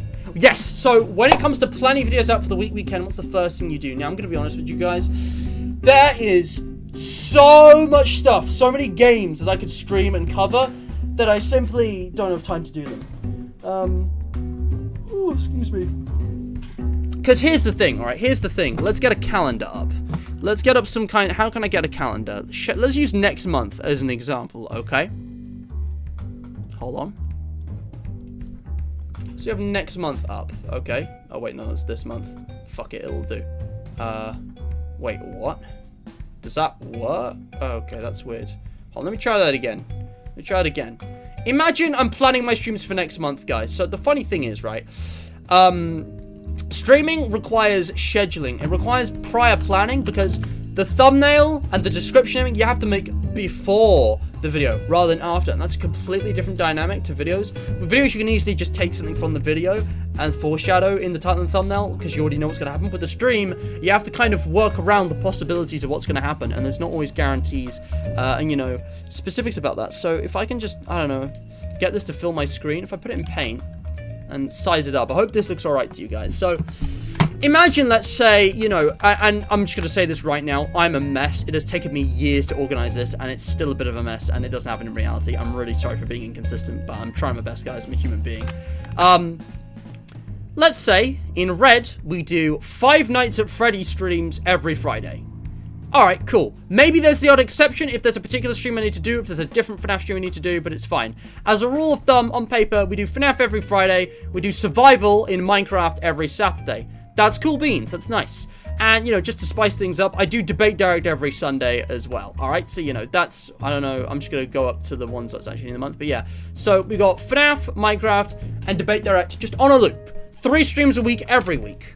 Alright? That leaves 4 extra days in the week. You know, about 2/3 of the month to do extra streams. And, you know, because I like to do lots of different games, some streams might be short, some might be long. The weekend ones tend to be longer, the weekday ones tend to be shorter, you know. I do a variety of games, but the Debate Director side, it's all video games. So let's say people are requesting that I play Papers, Please. Alright, let's play Papers, Please. So I'll do it, let's say Monday. I'm free Monday. Okay, well, actually, no. I like to take the day off on Monday and just, like, focus on other things and organize things behind the scenes, like managing the side channel stuff. So let's do Tuesday. Alright, cool. People also want to see me do Simulacra. Oops, I mean to change the color of that. Alright, I'll do Simulacra as well. We'll do Simulacra on Wednesday, no problem. Okay, cool. That's the same color as Debate Direct. Let's use a different color. Alright, so let's do Simulacra as well on Wednesday. Okay. People also want to see Doki Doki Literature Club. No problem. I can fit it on Thursday. Okay, what's this? You want to see SCP Secret Laboratory or... Yeah, okay, well, I can't really fit Secret Lab in. I guess if I really tried, I could do 2 streams in a day, but, you know... That just seems like a bit much. Alright, but then, you know, let's look at the list of other games that people have been, you know, asking me to play. People want to see more FNAF. They want to see me do FNAF World. Well, okay, I'll tell you what. I'll do FNAF World next Tuesday. Nice and easy. Okay, cool. Steam isn't loading. Hello, Steam? Okay. Whatever. Let's say, I don't know, what other games are there? Let's say Baldi's Basics. Okay, you want to play Baldi's Basics as well? I guess I'll do Wednesday. Gosh, I'm getting tired. I can't do a stream on Thursday. I'm really sorry. I feel ill. And before you know it, it's been 2 whole weeks just waiting for 1 episode of... I don't even remember what this was, you know? I can't do that many games at once. It gets messy, it's tiring, and that's like, oh, put on paper. In reality, it's like a monthly gap just between seeing one game. So the new system I've got, which I'd much rather do, means not streaming certain games. It means basically just, you know, focusing, let's do DDLC once a week, every week, okay? Doesn't have to be the same day, might not be consistent, but we get it done quickly. Let's take Republic Commando. We do it once a week, every week. You know what? This week I'm thinking spicy. We met a light goal. Let's do 2 in a week, you know? And we get that done, and boom, just like that, the series is done. And then, you know, next month, we can get on with Simulacra or Papers, Please, right? And you may be wondering, well, what's with these examples, you know? Well, here's the thing, like, the reason why, you know, I haven't played, like, Simulacra or Papers, Please is not just for organizational reasons like this, but there's this concept of kind of saving it for a stream. I could have already spent the time off camera to go through and, like, play, you know, a ton of games already. Like, you know, the reason, like, you know, Portal Reloaded. I could have already played this and finished this, like, a year ago. But the reason I haven't is because I want to save it for stream. I want my first reactions on my experience of it to be shared with you guys live and recorded so that people can go back to it in future. But the thing is, you know, slotting in all these streams, there's only so much time per day I can spend streaming. I'm not really in a position to stream daily, guys. It's a hobby. It's not even a part-time job, never mind a full-time job. If I was earning money from this, maybe it'd be a different story. But I still live with my parents, for God's sake. So there's only so much time I can spend a day doing streams on top of everything else in my life, okay? And then, you know, the thing is, I want to, you know, focus on certain games and get them done for me onto the next thing, rather than touching a game and then not finishing it and then coming back to it after like a month when everyone's forgotten about it. And, you know, there's also the thing, I could well get on with it off camera, but then, you know, again, like right now, people can say, well, why don't you just stream right now? Well, that's going to be a mess, because formatting streams takes time. I have to make thumbnails, I have to make titles. Every individual one has to be prepared and kind of like, gotten ready, you know, individually. And, you know, I've made this mistake before. I have actually played Five Nights at Freddy's 4 and beaten, what was it, Night 8? And it's like, okay, well, where is it? I can't find it. I better find one of the FNAF 4 streams. It'll be something like this. It'll be on one of these streams, right? Well, actually, no. It was on a Baldi's freaking Basic stream. If I actually go to Hydrated Highlights, you can find this. One of the problems with trying to, like, just stream everything, like, as soon as possible, is that it gets messy. This is my Five Nights at Freddy's 4 playlist. This is all the times on camera I've ever played FNAF 4. And one of them has no sign whatsoever that I was playing FNAF 4. This is the problem with, like, people begging me to, like, play a certain game. If I do it the earliest opportunity, it'll just get randomly shoved in to a random stream, which will be hard to find, kind of not fitting, and unexpected to, you know, people who came for Baldi's Basics, you know? I played FNAF 4 for, like, a few minutes of the stream, but unless you went down into the description and found this, you would have no idea. You would have no idea, and plenty of people don't, you know, skip the description like that. So, you know, that's why I do, like to wait and save it for a stream, because I want to give, you know, each of these games, you know, the time they deserve and actually cover them properly in one stream. There is one aid to this, which I think might actually be the solution, but it still means only kind of touching on the games and not actually going through with them and finishing them off, or at least, you know, not doing that for a while. And that is doing the 3 random games. I think the 3 random games stream I did recently, the Hydrated Edition, is possibly one of the best ideas I've had in quite a while. This has allowed me, in the amount of time it would take me to do one stream, to do 3, just to rapidly fly through 3 games, triple the time efficiency to touch on 3 games. Through this, I can find out whether or not I even want to do a full series on them, and, you know, appease the people who wanted me to see them, and if they are worthy of a full series, get a taste of them now so people have got something to be occupied with until I can get around to doing it in full. And, you know, with things like Papers, Please as well, I've watched Jacksepticeye play through the entire game twice. That game's still fresh in my head, so I really don't want to play it soon because, like, my reactions won't be genuine. I want to wait till my memory of it's really rusty so it's almost like a new experience.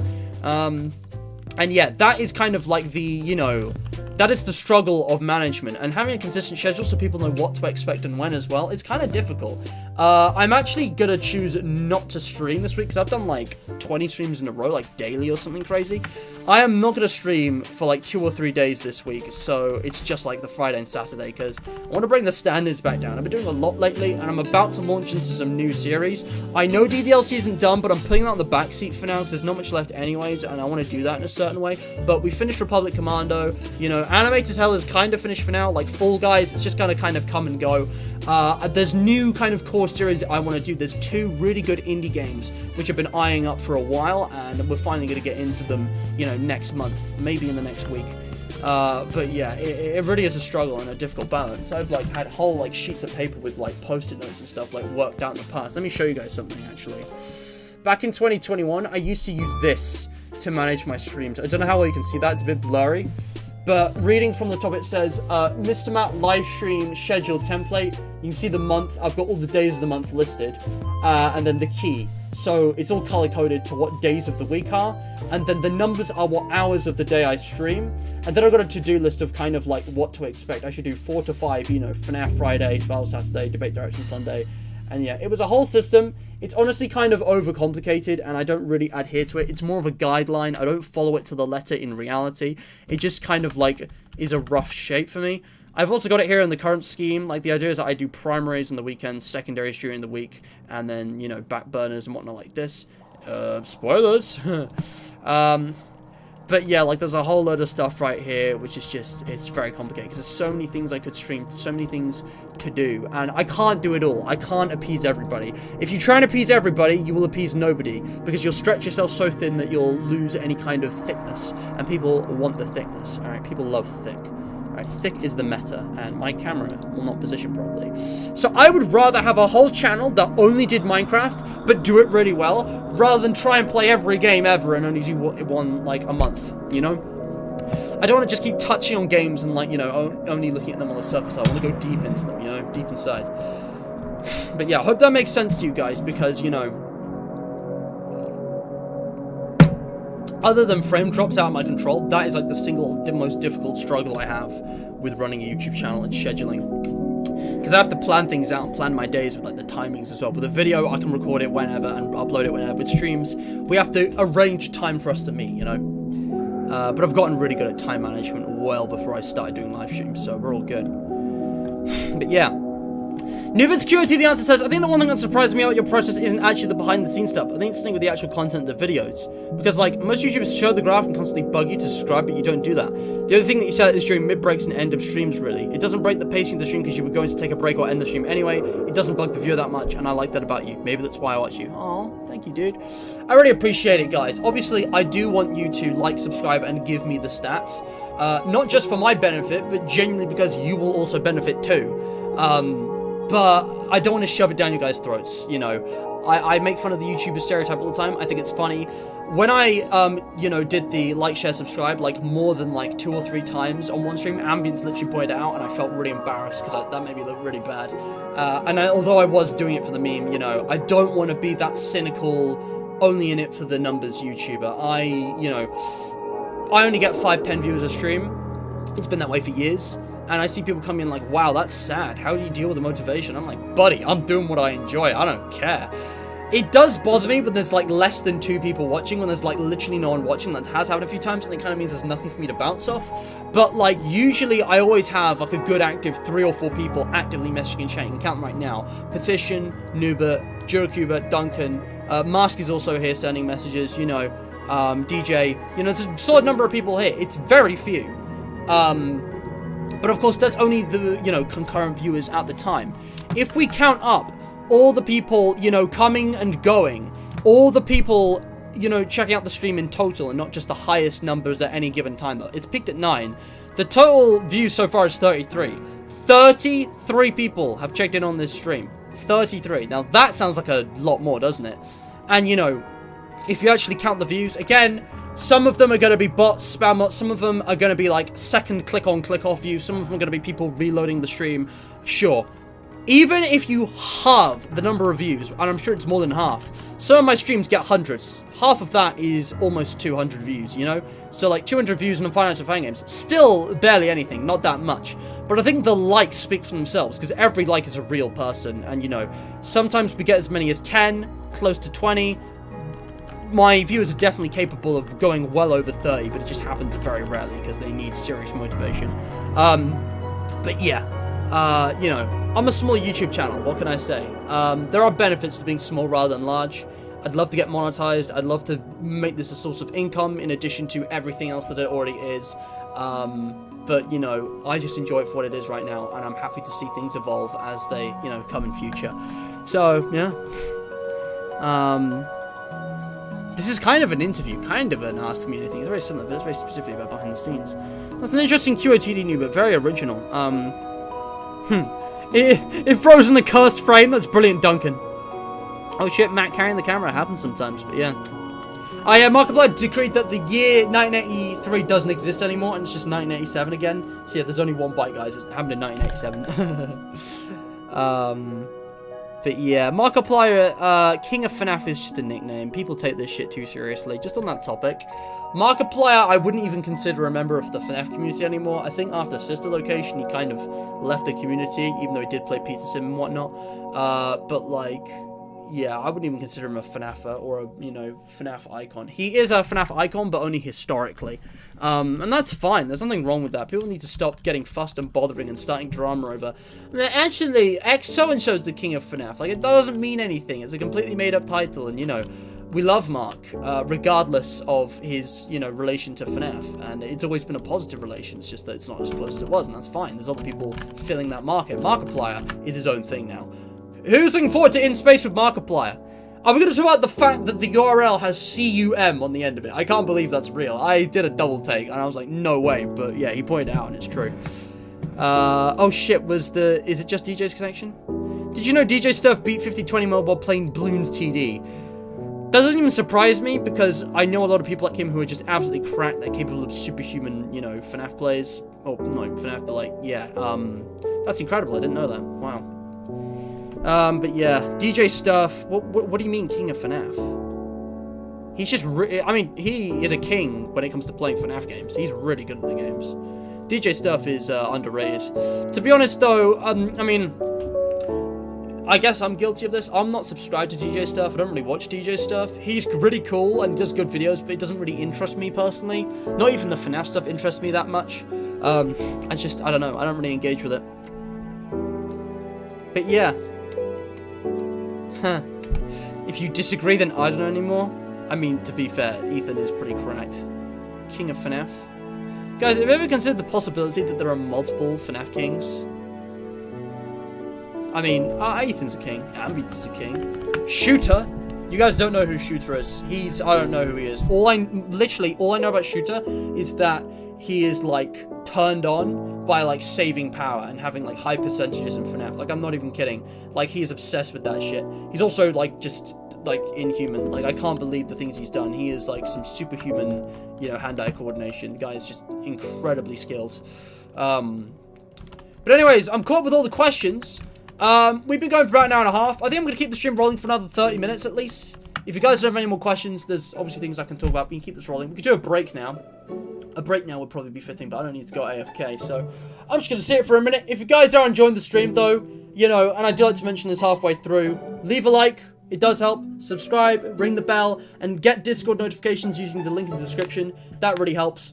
But I think the important thing that, you know, will actually be important for you guys, because you guys have heard that all before, you guys have already done that. You're all on the Discord server. I see you guys, like, every day.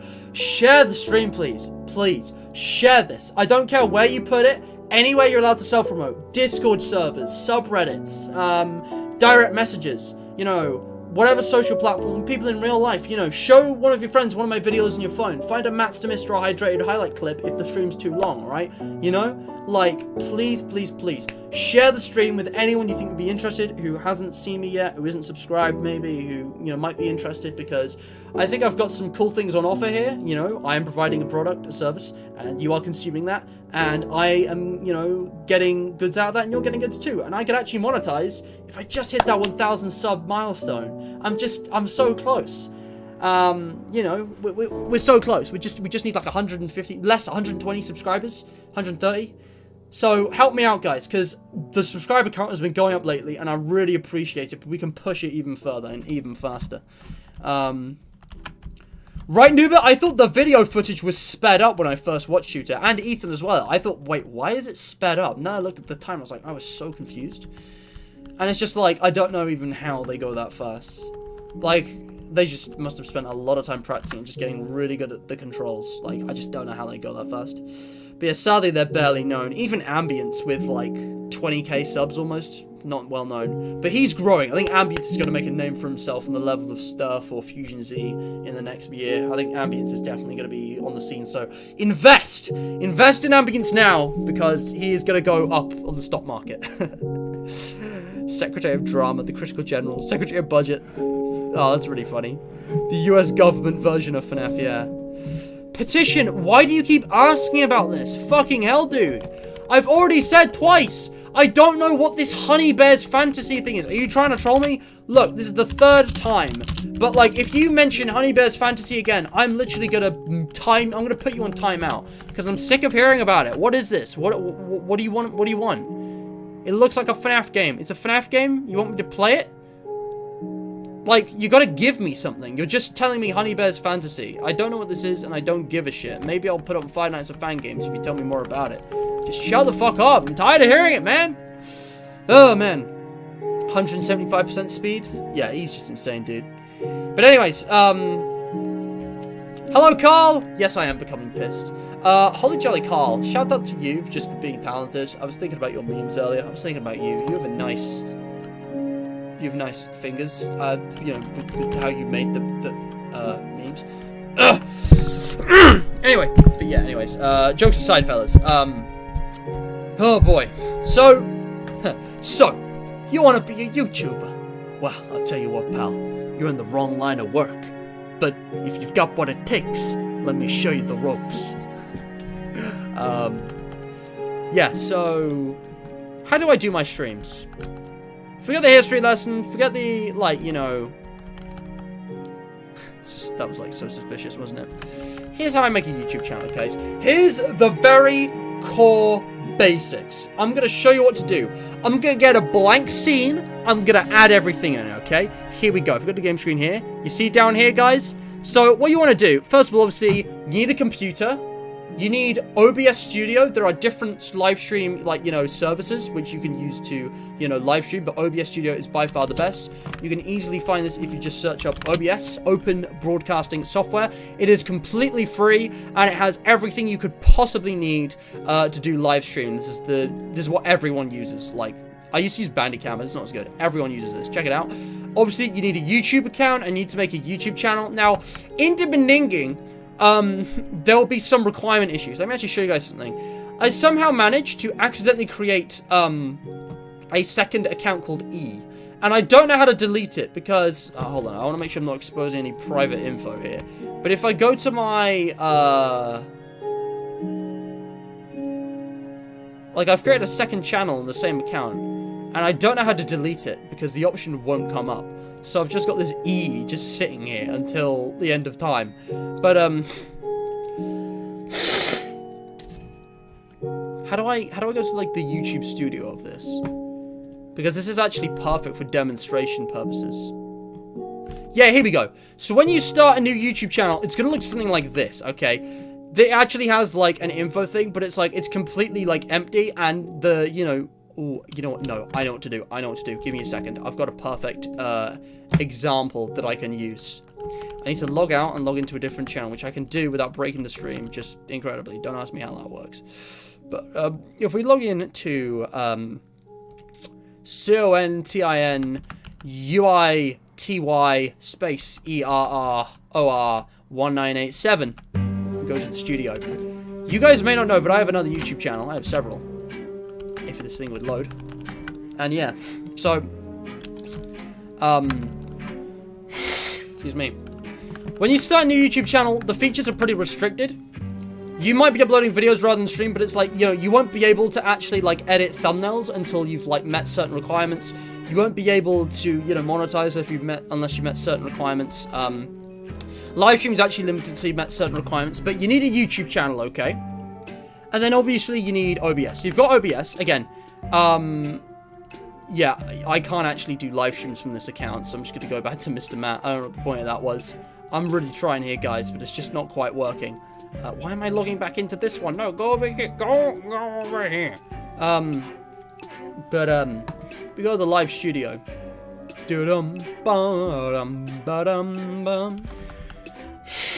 Okay. So there's a button here which says you can schedule stream. You can even reuse templates, but if you just create a new, it's pretty intuitive. You have to fill out all of this, right? You fill out the title, description, you know, genre. You can add a thumbnail. You can, you know, add it to playlists. You can mark it as for kids, not for kids, you know. Paid promotion, tags, language, all these settings, okay?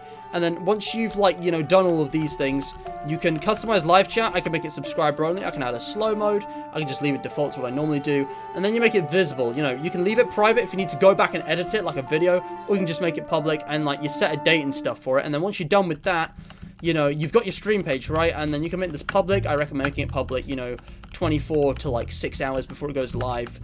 Just there's plenty of time for you to notice it. But yeah, you can go back and edit everything, you know, after it's made as well. You can, of course, also delete it. If I go here, I can delete forever. Bada bing, bada boom. And yeah, what you want to do once you're in OBS, I'm going to make an entirely new scene. You see this button? I'm going to make an entirely new scene, okay?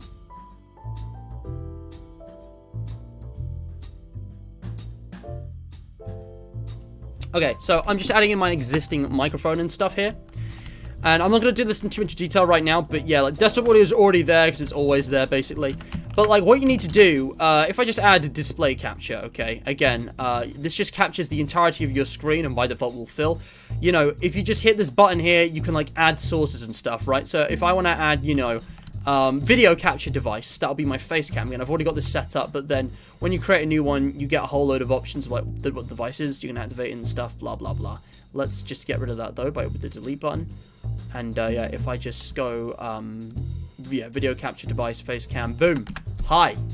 So, again, yeah, this is how you do your stuff. And you just, again, you could live stream. If you're starting for the very first time, this could be your setup. This is all you need. It's as simple as that. You got your microphone, which is sometimes built into the camera if, you know, you're starting for the first time. I'm, you know, experienced now, so I'm fancy enough to actually have a separate mic. But, you know, you've got your camera and mic, you've got your desktop audio and your screen capture, and boom, Minecraft Let's Play. Easy. Obviously, you can record, but I'm streaming right now. And again, there's a whole bunch of settings to set this up as well. For the stream tab, you need to select the service. You can log in now, but I like to use the old-fashioned advanced way and actually put in a specific stream key, which you get from here, which obviously I can't reveal, but you reveal a specific stream key, which you can reset, and obviously that copy-paste at any time. And you're all good to go. That's the basics. I'm actually going to keep this. I'm probably never... No, I'm not going to use this. I'm going to delete this. But, like, how about it? Like, it's as simple as that. That's all you need to live stream. Everything else on top, adding live chat as like a browser thing, adding all these images for the background of the panels, it's all excess. It's extra. I'm stripping it down to the basics. That is how you make everything for live stream. After that, you just go. You obviously need a good internet, and I've had a lot of problems with that historically, but, you know. Experiment with settings and quality. Find out what works for you. I stream in 720p HD at 30 FPS because if I go any higher, it lags. If I go any lower, you know, it doesn't look as good. But I would recommend going 30 frames per second and 720, or if you can't, 480p, because that's like watchable. If you can go for 60 FPS, that's brilliant, fantastic. If you can go for 1020 or even higher FPS, like 120, you're already doing more than you need to. That's fantastic. But yeah, 30, 60 FPS, 720p, 1080p, that's kind of where you want to be. Again, if I had Ethernet, I could probably do 1080, 60 FPS, no problem. But as it is, this is what you've got, guys. I'm sorry if the quality's still not the best after all this time, but hey, I'm doing what I can. And yeah, that's kind of the basics, really. Adding stuff like end cards is all in the YouTube studio. Something you might want to know is that a great place to find copyright-free music is actually the YouTube audio library. I mentioned this earlier, and it's where I get half of this music, you know. Lots of this music I've, you know, just taken as ambient music that I know from certain creators or games, and I've made sure to go and find, like, the proper licenses for this. So, for example, not JT Music, if I find C418... you know, I've actually gone to the page, I've checked out, you know, what the licensing is for C418's music, for example, you know, what I can and cannot do with it, you know, what I can't, you know, do, and, you know, have, like, again, things like credits in the description. It's basic stuff. Don't plagiarize, guys. And, yeah. I have technically purchased, C418's music, actually. My dad actually bought, like, a family pack Spotify subscription, basically, so he's paying for me. There he is, my dad, the man, the myth, the legend. But yeah, my dad's basically bought me and my family Spotify, so he is actually paying for me, you know, Daniel's music, because I'm listening to it on, like, a service which isn't free. I've got Spotify Premium. I think that counts. But yeah, and, you know, obviously I've linked that in the description, and I've given it proper credit, you know, as necessary. Some of this isn't necessary, though, because if you go to the YouTube audio library, which is a super useful, relatively new feature they've added, you can search by titles, you can search by genre. Say I want ambient music, and I want it to have, you know, I want it to have a mood that is dark and dramatic, so I'm making like a FNAF podcast, and I want to have a duration that is, you know, shorter than, you know, 3 minutes. Bro, shorter than like 3 minutes, let's say, right? And then I can go through these, and again, I can check the license type and, you know, view the details here. For example, it often says that it's free to use, no attributions required. You can't obviously, you know, distribute the music, but you can use it without even needing to credit someone. So again, this music that's playing right now, I don't even have to credit this. Dangerous Toys by Sefchild, don't even have to credit you. And again, you can actually filter to, like, you know, attribution not required, or even attribution required if you want. So I can't play this because I have to credit it, and I don't want to risk that. But yeah, this falls under Creative Commons. You know, it's like you can use it however you want, even monetized, but you have to credit it. And yeah, it's as simple as that, guys. Don't plagiarize, you know, credit things properly, research things thoroughly. You know, when I do my debate directs, I pre-prepare articles and stuff. Do your homework, you know, if you want to make it top-notch in quality. But yeah, I think we've pretty much covered everything. We had a bit of a staggered start, but I've kind of touched all bases now. We've taken a look at how I make thumbnails as well. Again, I don't think I need to really elaborate on that. I'm going to make a thumbnail right off the bat right here. So in Word, I like to go layout, margins, narrow, so I've got more space on the edges, and then I go landscape, and then we just insert some images. So, you know, let's insert Fruki. This is definitely not an image I'm allowed to use, but it's to hand, so whatever. You know, it looks good. Then we insert, you know, the ally flag, why not? Okay, so gay FNAF, okay. Work with me on this one. So this is a bit crunchy, and also it's not the right resolution. So what I'm actually going to do is crop it. I'm going to ratio it, and then I'm going to move it so it's centered using the kind of alignment of Word, the kind of green and red bars. Move it to the back, and you can move things backward and forward using like this feature. It's super useful. Because it's a bit crunchy, I'm going to blur it out. So now, despite the low res, it looks good because it's blurred anyway. And then we've got our main man Fruki here. You know, this image. Don't just steal like game assets, guys. I don't think you're allowed to do that. It kind of depends, but you know, again, perfectly centered. And then maybe to make him stand out more, I'll add an outline. Add the glow effect. It looks really good. It doesn't look the best here because the white thing there, but you know, maybe it's just, you know, blasted as Mellohi. Okay, this is not good.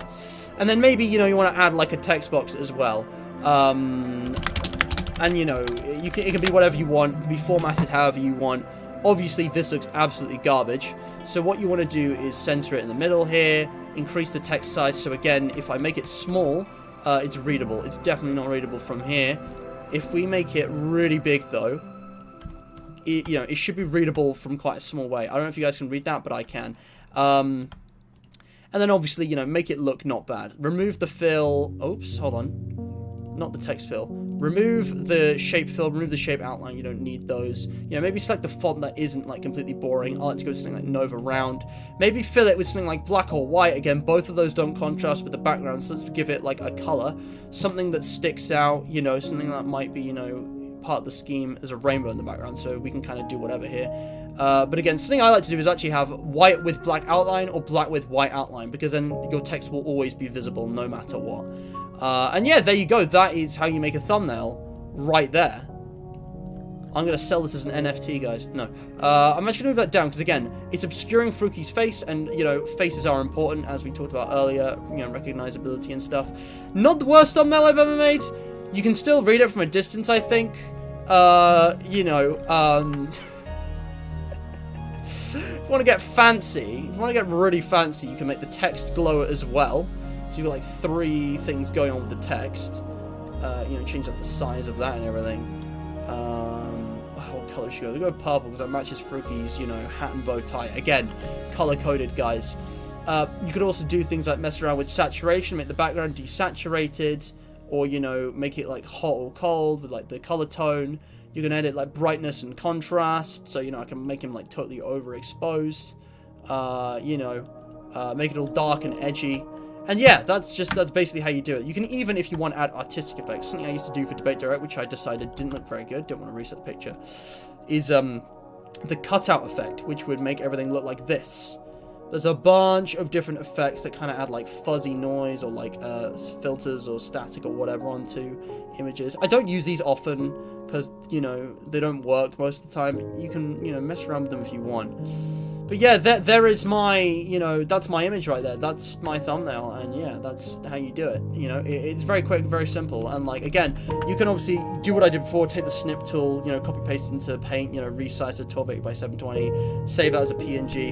You could literally just screenshot it and then crop it, and then put it through, you know, Paint to make sure it's 720 by, you know, 720p exactly, and like, you know, save that. There's no single defined way of doing it. This is just what I do. And I know it's a bit complicated, lots of steps, but once you've done it over and over and over, you'd learn these things, and like, you can just do them really snappy, really easily. You know, something like that just comes to me naturally. But yeah, this stream has gonna have generated so many memes and inside jokes. We've got the E channel, the secret E channel, the Mr. Matt Law channel, and we've got, you know, gay, you know, FNAF. But yeah, anyways, why, thank you, Matt. Thank you for calling my fingers nice. Compliment well received. See, this is why Carl is a based human being. He respects and accepts all compliments. I just want to say, Carl, you've got a nice ass. You all have lovely asses, probably. Lovely's not the right word. They're adequate. Not that I'm particularly interested in any of them, if I'm honest. Fruki, on the other hand, you guys check out Fruki's ass. You might be wondering why I've got a rainbow flag set in my hard drive. Well, buddy, it doesn't stop with girls, is what I'm saying. I don't know where this is going. This is sus. Anyway. Yeah, oh god, there's like 15 different mats. The Matverse. I watch all my videos in 480p. I used to do that back in the day. Now I can't go back. Now, when I started watching videos in 720p in like 2018, I couldn't go back because like it was just noticeably lower quality. And these days I actually default to 1080 if I can, because I got like the fancy stuff, the goods. But yeah, when Matt opens the void gone wrong, causing the Matverse to open up, Radical Matt, Blob Matt, and all other Mats are broken out, not clickbait, yeah, into the Matverse. Guys, I'm gonna do that thing Mark and Jack did and everyone, and have all these alter egos. It's like parallel universe versions of me who are me but slightly different. There's like, the Blob one is like, it's just this disgusting abomination, like something out of FNAF. And then there's like, you know, yeah, Radical Man, it's just like a dude. I'm me, but I'm a dude. It's definitely not going to be cringe. There's not going to be role-playing. There's not going to be anything. I don't want to do that. You guys, you can make fan art if you want into the Matverse. I don't know. Matt the Matster, Mr. the Stir the Matt, Mr. Matt. Okay. Robbie, you have won the comment section today. I'm pinning that just because I'm pretty sure he just had a stroke. Please contact the doctor. Oh, man.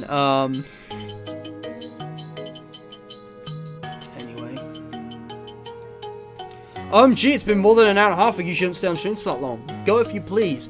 This is like the average length of my stream. We're about to hit the 2-hour mark. I think I'm going to end it around here. Because this is such a rare one in a, like, you know, once a year stream, I want to make this nice and long and cover everything I want to, but I'm not going to stretch it out if I don't need to. Pathetic. I watched it all on 144p. We're an absolute legend. But yeah. Yeah, Carl, that is my last name. My real last name is not a secret. If you guys could keep it on the download, I'd appreciate it just in case. It's a personal info kind of thing that is already public, so I don't mind it being shown off. It does appear here and there, but don't, like, spout to that area. If anyone asks, my last name is Afton, alright? But yeah, I've watched a 7-hour-long video before, nice. But yeah, I'm gonna ratio it. Fruity. Gay FNAF, the game, the thumbnail. Mewers binge the entire Facer playlist. Pathetic. Matt, please, a debate director on gay FNAF. Yeah, there is something to be said about this. I watched a video, which for some reason is now unlisted by, The Baddest. And he did a video essay on how FNAF, why FNAF had such magic and charm in the early days, and how it lost respect. And I was really confused. I was like, FNAF didn't lose respect, but actually, I'm so deep in the FNAF bubble, I don't know how the mainstream perceives it, and I feel like there is a mainstream perception of it that has been ruined by the merchandise, which Funko was completely guilty of, the fandom, and the porn. That's basically what his argument boiled down to. FNAF 1 was a legendary horror game. FNAF 2 was pretty good follow-up that, you know, kept the series alive and ensured its future survival. And FNAF 3 was a disappointment. I disagree. I think FNAF 3 was goated, but people didn't like it. It got poorly received. And then, like, the merchandise spiraled out of control. There's way more Rule 34 than there is for most other fandoms. It's like, there's an obscenely large amount of, like, fetish art in the FNAF fandom. And sadly, even I have seen plenty of it, and I haven't exactly gone looking for it. And there was something about the fandom, cringe culture, I don't know. But yeah, someone tried selling my art as NFTs, claiming they made everything on there as a joke. No. Guys! Gay Fruki NFT. It's exclusive because the image file doesn't exist anymore. You can only obtain it by screenshotting the stream. Who can get the highest resolution? Matt, the fuck, I'm a minor. It wasn't madness. FBI, open up! I'm dead, guys. I gotta raid my house. I'm just having a laugh, man. I'm really sorry. This is the thing. I want to make, like, dirty jokes with my friends, but then I remember you're all minors. Ugh. Some of you don't even behave like minors either. It's just, yeah. I don't have friends who I can make adult jokes with. It's kind of sad. You're all, like, almost all of you under 18. I guess I can make fun of DJ's ass or Duncan's ass, but yeah, no, I'm really sorry, guys. It's entirely my fault. No one actually calls me a nonce other than me, but yeah. I'm cancelling you on MySpace. Do it. But yeah, no, I'm really sorry. Carl is 16, if I remember correctly. Yeah, no one can help how old they are. It's just like, I need to, you know. The thing is, I don't want to deliberately be child-friendly and pander to a younger audience, because I really don't want to make content for a younger audience. I want to make content for a, like, 13-plus audience. And I think I do that okay. Can't help the internet being the way it is, you know. Because here's the sad truth, guys. A lot of the people my age are too busy, you know, doing real jobs in the real world to be spending time online in live chat. That's the facts. Enjoy all this free time while you do, kids, because once you hit 18, 16 even, it starts disappearing, and once it's slipped out of your grasp, it doesn't come back. You have to make it happen. But yeah. But yeah, is that what the shades are for? I guess. Evil Matt, it's just me wearing shades with a grin. Just making sex jokes all the time. But yeah, no. Yes, I'm the next generation of traumatizing children with inappropriate content. Hey, FNAF has been all about needlessly over-sexualizing furries. Let's keep the trend up, shall we? Guys. Would you stick your shaft in this? Great head, am I right? I can't, I just, ugh. It feels wrong. Springtrap, I'm sorry. Even you don't deserve this. You mass murdered children, and you deserve better. I'm really sorry, buddy. Here. It's okay, pal. It's okay, hold on to me. This is one of the few things my girlfriend left behind. I wonder if it still smells like her. It doesn't. It just smells like mold and decay. Yeah, adorable. Adorable little fellow! Look at that adorable little killer rabbit. And yeah, don't mind Goosey. Goosey's doing just fine. How you doing, Goosey? You alright? You're just observing. Yeah, fair enough. Alright. Anyway. But yeah, I saw a comment on Sonny's page. It says something so horrifying, disgusting, I can't say it. God damn it! Now I want to know! Duncan, oh, Lord forgive me, I want to know. Animators Hell Wiki. Oh no. I already know where this is going because we talked about this. Why? It makes it even worse that Sonny is a real person, that's just her avatar. I kind of want to know, though. I'm kind of curious. This is going to look bad on my search history, but I don't... Oh my god. Hold on. Guys. The fan service is real. Do you remember when we were talking about Animators Hell, and there's that Fox girl character? First one to appear on the characters list. And apparently there's a comment on here. It was... What was it? Sonny? Oh gosh. I want to know, because I'm curious. Dude, her model barely changed between versions 1 and 2.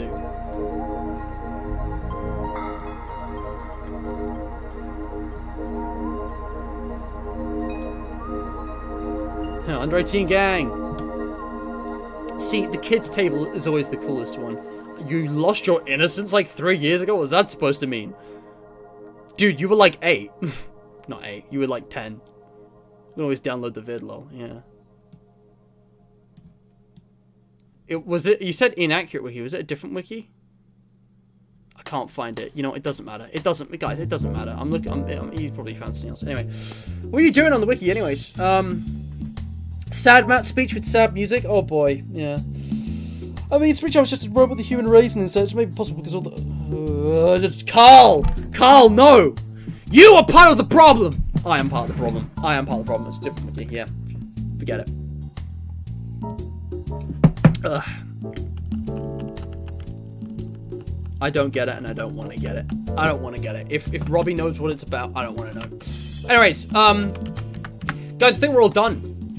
I think the last thing I want to say is this. There's something more important, you know, to, you started, I think this stream has just been a mess, just been completely off topic, but hey, we had a good time, didn't we? There's one last thing about behind the scenes, one last big tip, which I think is super important to you guys. It doesn't matter if you have good tech, if you've got your good thumbnails and they go all the right software, all the right hardware, you know, good connection, and your account all sorted. You need to connect with your audience. Something which I can do better through live streams, which I would struggle with more pre-recorded videos, is connecting to you guys. This whole stream's been driven by a conversation. It hasn't been me talking to myself for, you know, 2 hours. It's been me having a conversation with a group of people who are sending messages to me via text. And I think that's beautiful. I think that's wonderful. To all of you sitting there, you know, on your phones, lying down on bed, or sitting at your desks on your computers, or, you know, on your Samsung smart fridge at McDonald's, you know, we're connecting right now. We're having a conversation. We're, you know, learning things from each other. We're, you know, having a good time with each other, entertaining. It's great. This is the whole point. This is the whole reason, you know, the raison d'etre of the stream. So whatever you do, have some kind of vision. Have an idea of your identity. What do you want to be? What do you want your channel to look like? You know, what's your vision in the long term? I want my channel to be some kind of blend between 8-bit Ryan, Game Night, Markiplier, and not Matthew Santoro. I don't know. I want mine to be like, you know, live stream gaming hub with FNAF, Minecraft, and a ton more, you know, and some, like, you know, non-gaming content. Like, I've got an idea of my channel's identity and what I want to be, and I think I've garnered a bit of a cult, so I'm clearly doing something right. But also, like, reach out, you know, see what interests people, you know, hop on trends, hop off trends, you know, see what works, what doesn't, throw the cheese at the wall, see if it sticks, you know, like, just, you know, talk to the people around, you know. Don't pander your content to individuals because your channel is so small, literally only 1 or 2 people are watching. But, you know, do polls, see what the demographics are. Something which I take pleasure in greatly is using the community tab. Getting to 500 subscribers is fantastic because I don't need to rely on a Reddit page anymore. I was able to retire that and get like 17 votes on a poll here. By the way, these are all tied. How am I supposed to pick from here? I'm going to have to just make my own decision on that. But, like, I do polls. You know, and it's really nice to get these responses from the community, and also, like, comments. Something I love seeing is comments on community posts. I really appreciate it. I love it when you guys reply and respond to my text posts. You know, for example, Talia, this novel series my friend's writing, go check it out. He started the True Colors arc, and I'm really excited for it. It's a really cool series. There's a free preview on DeviantArt over here, and you can buy the full books on Amazon. You know, Bad Mirror is a really cool book. It's just, it's great. So definitely, you know, go check it out, alright? Oh boy. Ooh. Excuse me. Ugh. And, you know, stuff like this. You know, you guys voted on this poll. I decided I'm not going to do Moonbase Alpha because, you know, it didn't get as much attention. But, you know, I finished off You Have 10 Seconds 3, and a full series in Spooky's Mansion is coming because it was the most popular out of those 3. A lot of people were just interested in all of them, which is awesome, you know? I actually want to talk about some of the recent announcements I've made as well, because there's some important things I want to talk about. You know, first of all, I was going to say, I said in this post about, like, what if I retired vlogs for the community tab? But there's 2 other things, specifically, you know, now that this event is out of the way. You know, I did a poll for this, and you guys wanted behind the scenes over a Q&A, so that's what I'm doing today. But yeah, there's 2 big things I want to talk about before I end the stream. Matt, you should do more interviews. I think the thought process behind someone's works can reveal a lot. I agree. This has been awesome. I want to do more of these. I don't think I should do them too frequently. I think I should give it a couple months, maybe 3 months, 6 months. But hey, how about, in the same way I do with subscribers, 100, 250, 500, 1000, 10k, 25k, 50k, 100k. At each of those milestones, maybe I could do a new, you know, behind the scenes, focusing in on something specific, because again, I'm doubling the goal each time, basically, ish, kind of.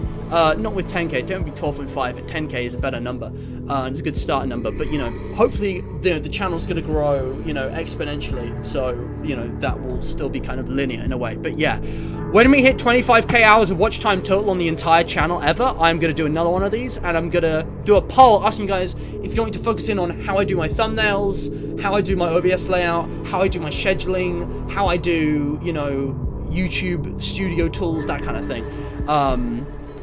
But yeah, if you've got any questions, now's the time to ask, because the stream is ending. There are two things I want to talk about before you guys go. Number one, there's a community project you can be involved in. I am trying to do something called the Community Timestamp Project, okay? Basically, I don't have the time to sit through and rewatch every single one of my streams. That'd basically be me reliving them twice. They're just so long, and I can't really do them. But I want to add timestamps so I can break them up into more bite-sized segments so that people checking in the streams after they've been, you know, finished can still enjoy them. And instead of having to sit through hours and hours of content, can just kind of use timestamps and chapters to jump in on their favorite part. For example, if this would load, you know, the, you know, Minecraft Survival Challenge, you know, hard mode attempt, you guys might just want to jump to the successful run. So you can just jump in here with this timestamp, and there's, which appear along the side. If I hide the chat, they should appear somewhere. But yeah, the chapters feature is really useful, but I don't have time to go back and do this on all my streams myself. You know, this one's broken up into 3. It's not showing for some reason. The whole thing's lagged out quite a bit. I don't know what happened here. But, you know, I've done this with quite a few, and I recently commissioned the help of my bro, Tasha, my sister, to do quite some complex timestamps for SCP Secret Laboratory. I would almost say this is unnecessarily detailed, but I do like it. And again, I just put them in the description, and it's very simple. You can use the chapters feature to kind of, you know, jump through and get to the parts you want to. So, since I don't have the time, but there's lots and lots of different people watching for hours at a time, why don't you guys do the timestamps for me? It's very simple.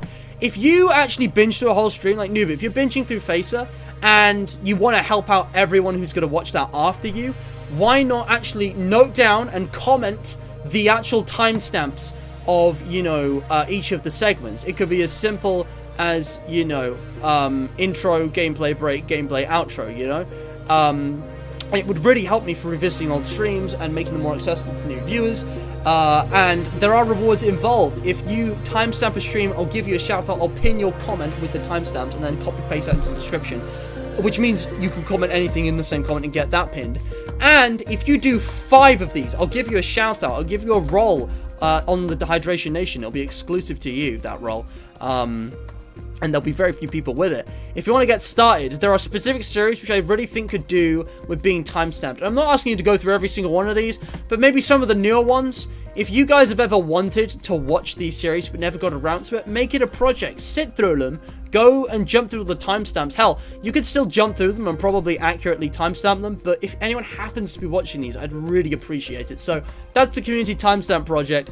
Do let me know if anything, you know, if you are doing that. Just put them in the comments. I will pin your comment. I'll copy paste in the description. You'll do a great favor to everyone who watches it. And yeah, it means a lot to me. Not required, of course. And the last thing I'd like to add is an event. I'm doing a charity stream. I've always wanted to do proper, like, monthly Tiltify integrated charity streams like Dorco does with Tiltify. And I'm finally doing it. Final day of this month, Thursday, 31st of March, I'm doing a charity stream. The watch page is going to be public in about 5 days, a week in advance. It's going to be huge. It's going to be a big old event, kind of like this stream. It's going to be a big old event, and hopefully I'll have it, you know, timestamped like this as well. I recently went back and did this myself. It took way too long. Where we'll basically go through and we'll play a multitude of different games with all kinds of people in voice chat, all kinds of activities and segments and events. And whereas this was a Hydration Nation event to get as many people online as possible, I'm going to do one to promote the charity Samaritans, because Ambience, I had this idea well before Ambience, but I decided to pick Samaritans specifically because Ambience is doing something similar soon. I don't know if I can... Hold on. Wait, if I go upcoming streams? No, I think there. Okay, the watch page isn't open yet, but Ambience is doing a charity stream also for Samaritans a couple days before, so I want to do my own one, where I'm going to do the Hunger Games simulator, something I've been wanting to stream for a while, with people from the Hydration Nation, which would be really cool, because you can customize it, obviously by default, if it would load. Hello? Oh, right, yeah, I'm 13 years old, yeah, sorry. You can customize this to have the names and faces of whoever you want, so I can add my own 24, you know, people fun. You can always use 36 or 48 apparently, which is honestly like pretty crazy. Like, look at this, there's so many.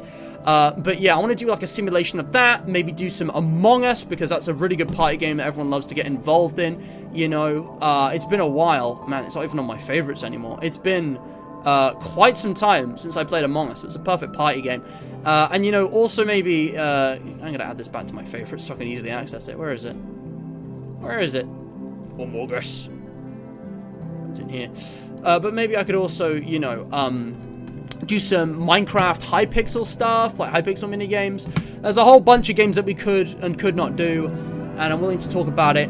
The details can all be found on the Hydration Nation Discord server, link in the description. So, community timestamp project. If you're binging through my streams, comment your timestamps so I can actually add chapters. It really helps us all out. And if you want to join the big old charity event stream and voice chat, details are going to come closer to the time. But join the Discord server, ask for the collaborator role and role request, and you know, we can get started on that. Mr. Matt Suggestions is available even if you don't have the role, so don't worry about it too much. But yeah, I want to do a big stream trying to raise some money for Samaritans. I don't expect it to be very successful. I'm a really small streamer, but I just want to see what it's like, what I can do, you know. First time ever trying this. I already shout out charities every stream. I completely forgot about that. Today's charity shout out goes to Charity Water. How appropriate, guys. Stay hydrated. But I want to do a proper one where you can actually make donations, have them pop up on screen and stuff. So yeah, guys, if you want to do something positive today, go donate to White Water, or sorry, Charity Water, or at least go read about it, share their message, you know, sign up for something, go support them, because there are way too many people in this world who live without clean water. 1 in 10 of all people don't have access to clean water, and this charity is doing the work in, you know, the poorest rural areas of the world, you know, to provide clean, safe drinking water to people, you know, which helps in a number of ways. Obviously, it reduces illness, it improves hygiene, they can wash as well. You know, diseases from dirty water kill more people every year than all forms of violence, including war. You can see the statistics for yourself. It also helps education, it gives people time, you know, and empowers women, and, you know, the social aspect of it, which is really, really important. So, go donate. It's a super important course. They're completely sustainable. They're completely transparent about their methods. They work where they're needed most. And yeah, they just do really, really positive things where, sadly, governments and those in power have completely and utterly failed. And yeah, check them out. The link is in the description. It's all down there. We have a curiosity from Dr. Poor Cephastum. I think it surprises me most is that you communicated with people in chat more than normal streamers. Gives the viewer and streamer more of a chance to connect. I think so. I know I do it a bit too much, honestly, but I think it's nice. This is the whole reason I do streams. Right here. And yeah, I see Nubit's reposted his, and that's a good thing, because although I like your answers, guys, I think I have to give Nubit the win. I think it was by far one of the most creative and interesting answers I've heard from a QOTD for a while. So go check out Nubit, guys. I don't know what content he's producing or planning to do, but if you want to get in touch with him, he has a YouTube channel and also a Game Jolt, which is linked right there on the About page. And yeah, you can check that all out. His link will be in the description. In the beginning. My social media pages, my Discord, Instagram, side channels, and Fiverr are all there. If you're interested in the services I have to offer, please go check it out. And yeah, that is really all I have to say. I'm glad I'm having fun, DJ, and I'm glad that you're recognizing that I'm having fun too. Among Us, yes, Carl. Oh, I didn't read Mask's QOTD. QOTD, that you're actually so welcoming to new people. Like, you actually didn't get weirded out by my old nickname. I found the most surprising thing about you and your channel. I remember your old nickname. Yeah, well, the thing is, right, you meet all kinds of strange people online in the real world. I've gotten used to handling social situations. I've grown up and matured a lot in just the last year and learning how to deal with complicated and challenging situations, you know. And yeah, I like the QOTD, but I gotta hand the win to Nubit. Nubit, well done, mate. My hair's flopping. Nubit, well done, mate. You're goated. I screenshotted the gay funny bear. Guys, it survived, even though I didn't save it, it survived. But yeah, that really is all for now. Thanks for the messages. this stream would not exist without the community. It is because of your interest and your support in everything that I do. All of your time spent watching me, every like, every subscription, every comment, that I have decided, you know, to actually do this. The 10k watch hours only happened because of you, and I look forward to many more years of exciting content. My old YouTube channel only lasted 3 years, and, you know, we're in the 4th year of Mr. Matt now, and things are only looking to get better and better, you know. The future will bring challenges, I am sure, but I think there's still plenty to do in the foreseeable future, and lots of fun, exciting, educational, interesting, and inspirational content, hopefully, coming. So, that's all. That is everything. I'm done. I might even timestamp this stream, if someone else doesn't do it first. But yeah, I will go now. I'm gonna leave. I'm done. So, if that's all, guys, yeah. If you've got any questions or anything else you want to talk about, you can directly message me. Maybe I can give you some more details. You know, I don't have any special trade secrets to success. All of the things that I know, other people I am sure know and know better. But yeah, man, your account is almost 6 years old. Crazy. I wonder how long this will go on for, you know? 5-year, 10-year anniversary of Mr. Matt? One day, maybe. Alright, I'm gonna go. Thank you so much for watching.